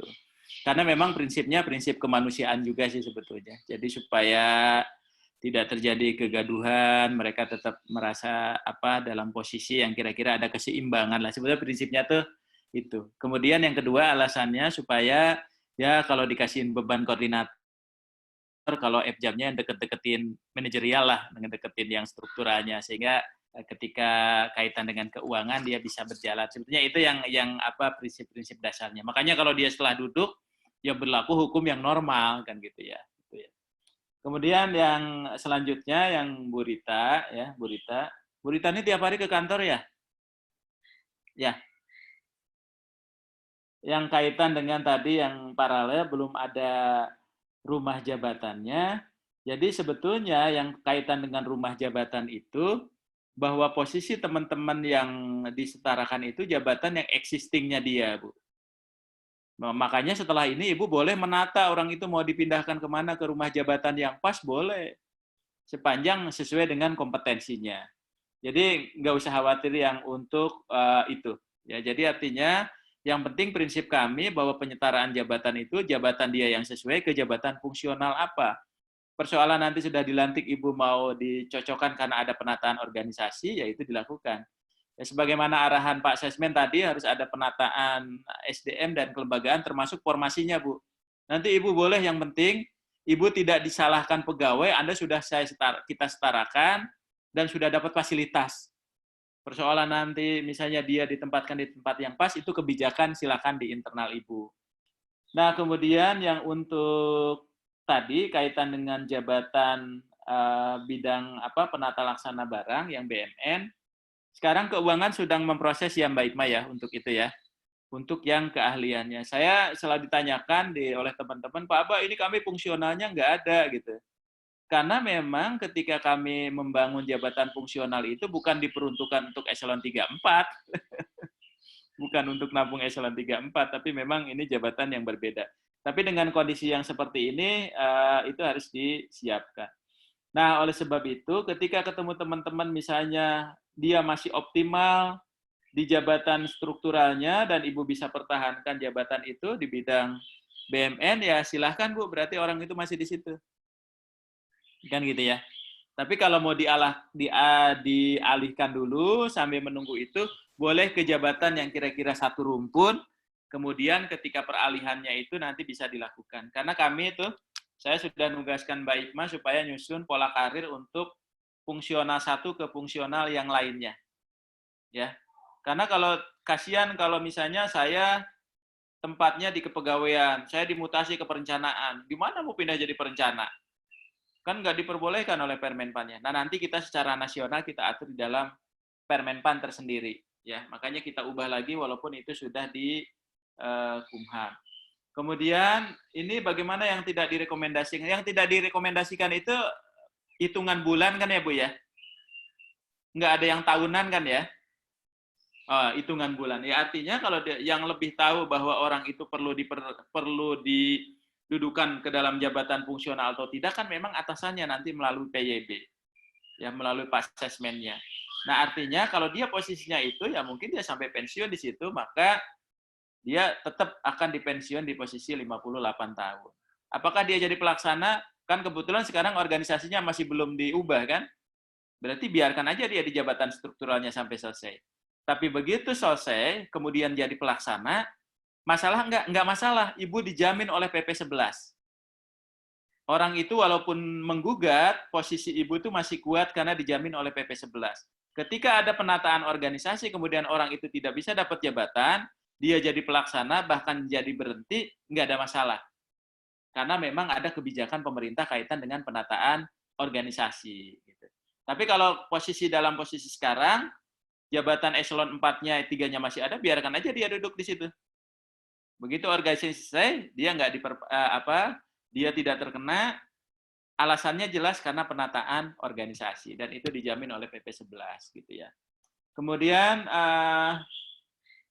yang terakhir masih melakukan mutasi. Yang kita buat rekomendasi itu bagi yang diusulkan kemarin. Jadi kalau persoalan tadi Ibu ada dalam rangka peningkatan kinerja organisasi sambil menunggu restrukturisasi melakukan perpindahan, nah itu di internal Ibu. Tapi rekomendasi kita itu nggak usah kita ubah lagi Ibu dengan yang baru, ya, karena nanti orang yang dipindahkan itu sudah kita sesuaikan sebetulnya kompetensinya. Kalau dia di Kaba Kepegawaian jadi analis kepegawaian, ya mungkin nanti dengan organisasi baru dia akan ke sana. Nggak apa-apa, Bu. Mungkin ya tujuannya dalam rangka, yang penting perpindahan itu basisnya sistem merit. Ya bukan karena tidak suka dipindahkan, tapi memang karena proses sistem meritnya itu yang dijalankan. Gitu ya, Bu Rita ya. Kemudian tadi yang Bu Tini menarik nih. Ya, jadi kalau proses itu dia dalam normanya itu dalam 1 tahun, tapi ternyata dia tidak berkinerja, Ibu kembali lagi ke PP disiplin dan PP kinerja. Ya, ketika dia itu tidak berkinerja, bukan karena 1 tahunnya dia diganti, tapi karena kinerja. Oke, boleh ya? Boleh, Bu. Normanya dia wajib 1 tahun. Ya. Oke, Pak. Jadi itu dia bisa berlaku umum. Kalau saya ternyata melakukan tindak pidana, melakukan tindakan apa yang etika dan sebagainya, pantas nggak dia di situ? Nggak pantas lagi. Jadi prinsipnya itu pada kinerja dan perilaku kerjanya, gitu. Tapi bukan karena suka dan tidak suka tadi, gitu ya. Gitu ya, Bu Titi ya, Bu Ri dan Bu Rita, gitu ya. Baik, Ma, waktunya masih ada. Baik, Mak, mau ini izin. Pak Abu ya, terakhir ya. Oh iya, baik, terakhir. Nanti langsung dijawab aja, Pak. Iya. Baik. Ya. Terima kasih Pak Astie, Pak Aba. Assalamualaikum warahmatullahi wabarakatuh. Waalaikumsalam. Yang ingin kami tanyakan, Pak, ini terkait dengan saya, kebetulan Pak Abu dari Kementerian LHK, kan baru-baru ini kan kami mengusulkan, Pak, untuk yang satu untuk penataan organisasi, yang kedua untuk penyetaraan. Sebagaimana yang tadi Bapak sampaikan bahwa untuk tingkat kementerian dan lembaga kementerian ini kan antara yang menyetarakan, yang mengusulkan penyetaraan dan yang belum itu kan belum sesuai dengan harapan, gitu kan, itu sebenarnya kan pokoknya itu, Pak. Nah, di kami itu, Pak, kan yang sebagaimana yang pernah kita bahas, Pak, di kami itu kan yang diusulkan untuk penyetaraan itu kan sekitar 72 jabatan yang administrasi, Pak. Sedangkan yang lain-lain ini kan masih tidak disetarakan. Nah, kan masih menunggu proses penataan dari Menpan di bagian kelembagaan ya, kalau tidak salah itu, Pak. Nah, pertanyaan saya, Pak, kan kalau seandainya, Pak, ini kan setelah pembahasan penataan ternyata keluar hasilnya itu bulan Januari tahun 2021. Nah, ternyata jabatan-jabatan yang tadinya katanya yang tadinya diusulkan katakanlah 100 untuk dipertahankan, ternyata setelah di penataan hanya tersisa 5 jabatan. Yang 95 itu hapus, Pak. Nah, ini kan kasihan, Pak, yang pejabat yang ada yang di situ, Pak. Mereka itu kan bukan tidak mau disetarakan, tapi kan yang mengusulkan ini kan organisasi. Jadi sehingga maksud saya kan ada kesalahan yang dilakukan oleh organisasi, kan memang ada kesalahannya memang karena person, Pak. Itu. Nah, bagaimana terhadap mereka ini, Pak? Apakah ada dispensasi atau seperti apa? Itu yang ingin saya tanyakan, Pak. Terima kasih, Pak Aba. Ya, terima kasih, Pak Abu. Nah, ini persoalan kita. Makasih, Pak Abu ya. Pak Abu ini temannya Pak Aba ya. Jadi gini, persoalannya adalah di dalam Permenpan 28 itu dia limitatif. Artinya dia berlaku sampai akhir tahun itu, Pak. Jadi kalau ada organisasi nanti misalnya dari Kementerian LH kecenderungan mungkin jabatan itu layak untuk dialihkan tapi ternyata tidak disetarakan, itu berarti nanti resikonya ketika dia menyusun kelembagaan ternyata dihapus, maka tidak bisa lagi penyetaraan. Makanya sebetulnya penyetaraan itu stimulusnya, Pak, ngebutin gitu orang. Makanya kami untuk penyetaraan itu nggak terlalu memaksa juga sebetulnya kepada kementerian lembaga, silakan ini ada fasilitas ini manfaatkan, tapi kami misalnya hanya 5, ya udah, karena nanti ada saringan di kelembagaan. Ada saringan di kelembagaan. Ketika yang disampaikan Pak Abu tadi, dia di Januari 2021 baru mau penyetaraan, sementara jabatannya sudah dihapus, bisa nggak dia pindah? Bisa, Pak, tapi silahkan menggunakan perpindahan jabatan atau invasi. Artinya dengan perpindahan jabatan itu, pertama penyelarasan penghasilannya nggak bisa, kedua dia belum tentu setara dengan jabatan eselon 3-nya. Bisa saja eselon 3, tapi karena perpindahan jabatan dia memungkinkan. Yang kedua, kalau dia memang harus rekomendasi dari instansi lain, ya dari instansi lain, otomatis bisa saja tidak diberikan rekomendasi atau tidak lulus. Memang ada resiko-resiko ya, gitu, resiko-resiko yang harus diterima di situ. Nah, oleh sebab itu, ini yang harus dipertimbangkan. Sebetulnya yang penyetaraan itu adalah instrumen untuk apa ya? Bukan menolong ya Pak Abu, instrumen untuk mengakomodasi sistem karir untuk jaga-jaga ketika jabatannya itu hilang. Tapi memang ya karena limitatif tadi. Karena kalau tidak limitatif, orang nggak akan buru-buru, Pak. Orang nggak akan buru-buru untuk menyelesaikan ini. Ini kan masih lama, gitu kan. Itu ibarat kita belajar, kan ujiannya masih seminggu, gitu ya.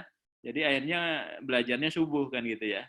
Nah, ini pun seperti ini. Kalau kita nggak buat seperti itu, nanti orang nggak akan terpicu untuk itu. Makanya kita batasi tadi, supaya proses ini berjalan, gitu ya. Gitu Pak Abu, jadi memang punya risiko karena pembatasan. Nah, Pak Abu lah ikut didorong, tapi sebaliknya ketika Pak Abu disetarakan, ketika di organisasi ternyata tidak hilang di kelembagaan itu, maka Bapak bisa diangkat kembali. Malah untung sudah dapat fasilitas penyetaraan, plus kembali lagi ke jabatan eselon 3-nya. Nah, itu tinggal ditimbang-timbang lah kira-kira mana yang menguntungkan. Gitu. Kalau kami sebetulnya kalau bukan karena tadi kepentingan karir, ya silakan ada nggak yang mau menyetarakan nih. Kalau nggak apa-apa, tapi memang tadi kami punya kepentingan supaya sistem karirnya tetap bagus. Gitu Pak Abu. Ya. Siap. Ya, Pak Abu suka mewakili saya itu di KLHK. Baik. Ya, baik Pak. Ya, Masih baik. ada terakhir. Sepertinya sih ini sebenarnya banyak sekali Pak yang ingin bertanya, tapi izinkan saya membacakan satu pertanyaan yang sudah dituliskan di chatroom. Jadi ini ya? sekaligus closing question ya Pak ya. Jadi pertanyaan penutup gitu. Ada yang ditanyakan adalah bagaimana jika rekomendasi Menpan itu sudah keluar dan kemudian yang bersangkutan dilantik, tapi pada saat struktur baru yang bersangkutan itu pindah unit lain Pak. Jadi apakah yang bersangkutan kemudian bisa pindah ke jabatan fungsional lain sehingga ketentuan pengalaman perpindahan 2 tahun itu bisa dikecualikan. Terus kemudian yang kedua, dapatkah PPK itu kemudian menetapkan jabatan fungsional muda, ahli muda, dia menjadi koordinator karena rata-rata kalau ahli muda itu kan menjadi subkoordinator. Dasar penetapan koordinator atau subkoordinatornya itu apa, Pak? Terus kemudian yang ketiga, pertanyaan yang ketiga adalah sebenarnya sih ini sudah terjawab di Permenpan ya, kalau misalnya pendidikan itu tidak sesuai dengan syarat jabatan, apakah ada diskresi untuk tetap bisa menduduki jabatan tersebut. Begitu Pak yang ditanyakan, dan mungkin ada beberapa pertanyaan lain yang saya pikir mungkin sudah terjawab dan ada beberapa saran yang memang bisa menjadi masukan bagi kita. Silahkan Pak, sebelum acaranya selesai ditutup. Yeah. Baik, yang ketiga dulu, yang pendidikan itu kita ada diskresi di situ, itu salah satu keuntungannya. Cuma memang ada kewajiban untuk sekolah, gitu ya. Sekolah 3 tahun dan 4 tahun bagi yang S2 untuk kewajiban S2. Jadi ini kita berikan, misalnya Ibu D3 tetap ke ahli pertama. Nah, tapi dalam 3 tahun wajib sekolah. Pertanyaannya boleh naik pangkat nggak? Boleh naik pangkat sekali. Ya, boleh naik pangkat sekali. Tapi setelah itu harus sekolah baru bisa diperhitungkan untuk kenaikan pangkat berikutnya. Kemudian yang pertama, boleh nggak dia pindah ke unit lain? Kalau misalnya pindah unit lainnya ada bisnis prosesnya itu terkait dengan jabatan fungsionalnya, ya, terkait dengan jabatan fungsionalnya, maka dia bisa saja dipindahkan untuk kebutuhan organisasi. Tapi mekanisme perpindahan antar jabatan fungsional itu saat ini untuk jenjang pertama sampai madya itu memang belum ada. Ada 2 kemungkinan. Jadi ketika dia dipindahkan jabatannya struktural atau dia jabatannya pelaksana. Tapi karena kebutuhan organisasi di PP 11 kan boleh dipindahkan ke pelaksana sebetulnya. Jadi dia diberhentikan dari fungsionalnya, dia ke sana. Setelah 2 tahun, dia baru bisa diangkat ke jabatan fungsional yang sesuai. Misalnya contoh, Mbak Ipma itu analis kepegawaian ahli muda. Tapi rupanya dipindahkan ke Biro Perencanaan. Ke sana kan harusnya jadi perencana. Tapi Mbak Ipma nggak ada sama sekali kaitan dengan tugas-tugas perencanaan. Makanya mungkin dia jadi jabatan pelaksana di bidang perencanaan di situ. Setelah 2 tahun baru bisa diangkat menjadi perencana, kan gitu ya. Kalau aturan yang posisi sekarang. Makanya inilah yang sedang kita pikirkan, gimana nih caranya ketika saya di sini analis kepegawaian, pindah ke perencana, bisa jadi ke perencana muda juga. Apakah mekanisme uji kompetensi, atau didiklatkan dulu pengetahuannya sebentar di situ, tapi dia tetap dapat privilege sama-sama ahli muda. Nah itu Mbak Ipma yang kita pikirkan tuh. Tapi kalau dalam posisi sekarang, karena kalau dia misalnya analis kepegawaian dipaksakan ke perencana, kemudian dia akan mandek karirnya karena tidak ada tugas-tugas di bidang analisis kepegawaian, sehingga ini justru akan menghancurkan karir yang bersangkutan, bisa diberhentikan. Lebih aman itu dia ke pelaksana dulu, setelah pelaksana baru dia diangkat ke perencana setelah 2 tahun, walaupun karirnya agak terhambat. Tapi regulasi itulah nanti yang akan kita ubah dalam sistem manajemen karir kita. Ya. Kemudian, apakah muda bisa jadi koordinator? Untuk posisi sampai 2020 ini nggak bisa. Ya. Sampai Desember 2020 ini nggak bisa. Tapi ketika bicara tentang setelah 2021, memungkinkan. Karena di dalam fungsional itu bukan proses atasan bawahan. Bukan. Ya. Jadi pertama muda itu bukan anak buahnya madya. Pertama muda madya bukan anak buahnya utama. Ya, ketika saya memberikan misalnya Mbak Ipma ini subkoordinator, tahun depan karena kapasitas Mbak Ipma, kemudian dia mengkoordinasikan satu bidang, boleh nggak? Boleh. Di situ ada juga madya yang membantu sesuai dengan kapasitasnya dia. Tapi untuk sampai 2020 ini mutlak. Ya, mungkin kalau yang sampai 2021 ke sana memungkinkan. Ya, nanti kan yang menilai itu atasannya, makanya tadi disampaikan arahan Pak Ses, para eselon 2 dari aspek manajerialnya ya dia harus bisa menilai, dia harus bisa mengendalikan. Ya, fungsi manajerialnya itu memang harus ditingkatkan. Nah, itu Mbak Ipma yang aturan di kelembagaan mungkin salah satunya itu yang akan kita atur. Kalau saya karena bicara tentang kapasitas. Ya. Bisa saja yang muda. Apa yang terjadi di BPK? BPK kan gitu. Dia tuh jabatan, jadi jenjangnya muda tapi dia jadi koordinator di situ, anggotanya itu ada yang madya. Walaupun kemarin kita ubah juga gitu ya. Tapi untuk yang koordinator posisi kan dia koordinator mengkoordinasikan pelaksanaan tugas di situ. Ya. Jadi kalau di 2021 memungkinkan, mungkin nanti kita regulasinya nanti kita perkuat karena memang perlu juga seperti itu. Mungkin ada eselon 4 yang punya kapasitas dia lebih bagus di muda itu. Kemudian dia bisa dengan dia dijadikan koordinator, kemadiannya bisa cepat karena dia sudah dapat lagi 25 angka kredit. Jadi ada akselerasi juga untuk peningkatan jenjang karir yang bersangkutan. Gitu. Gitu Mbak Ipma. Ya, baik.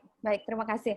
Bapak mohon izin, ini sepertinya Pak Ses, beliau ada rapat lain sehingga beliau berhalangan untuk menutup acara ini. Oh, Pak Ses ini ya? Iya, sedang ada, tadi sudah mendapatkan konfirmasi, sudah Pak, ada konfirmasi dari Sesprinya, beliau berhalangan untuk bisa closing statement di acara kita hari ini.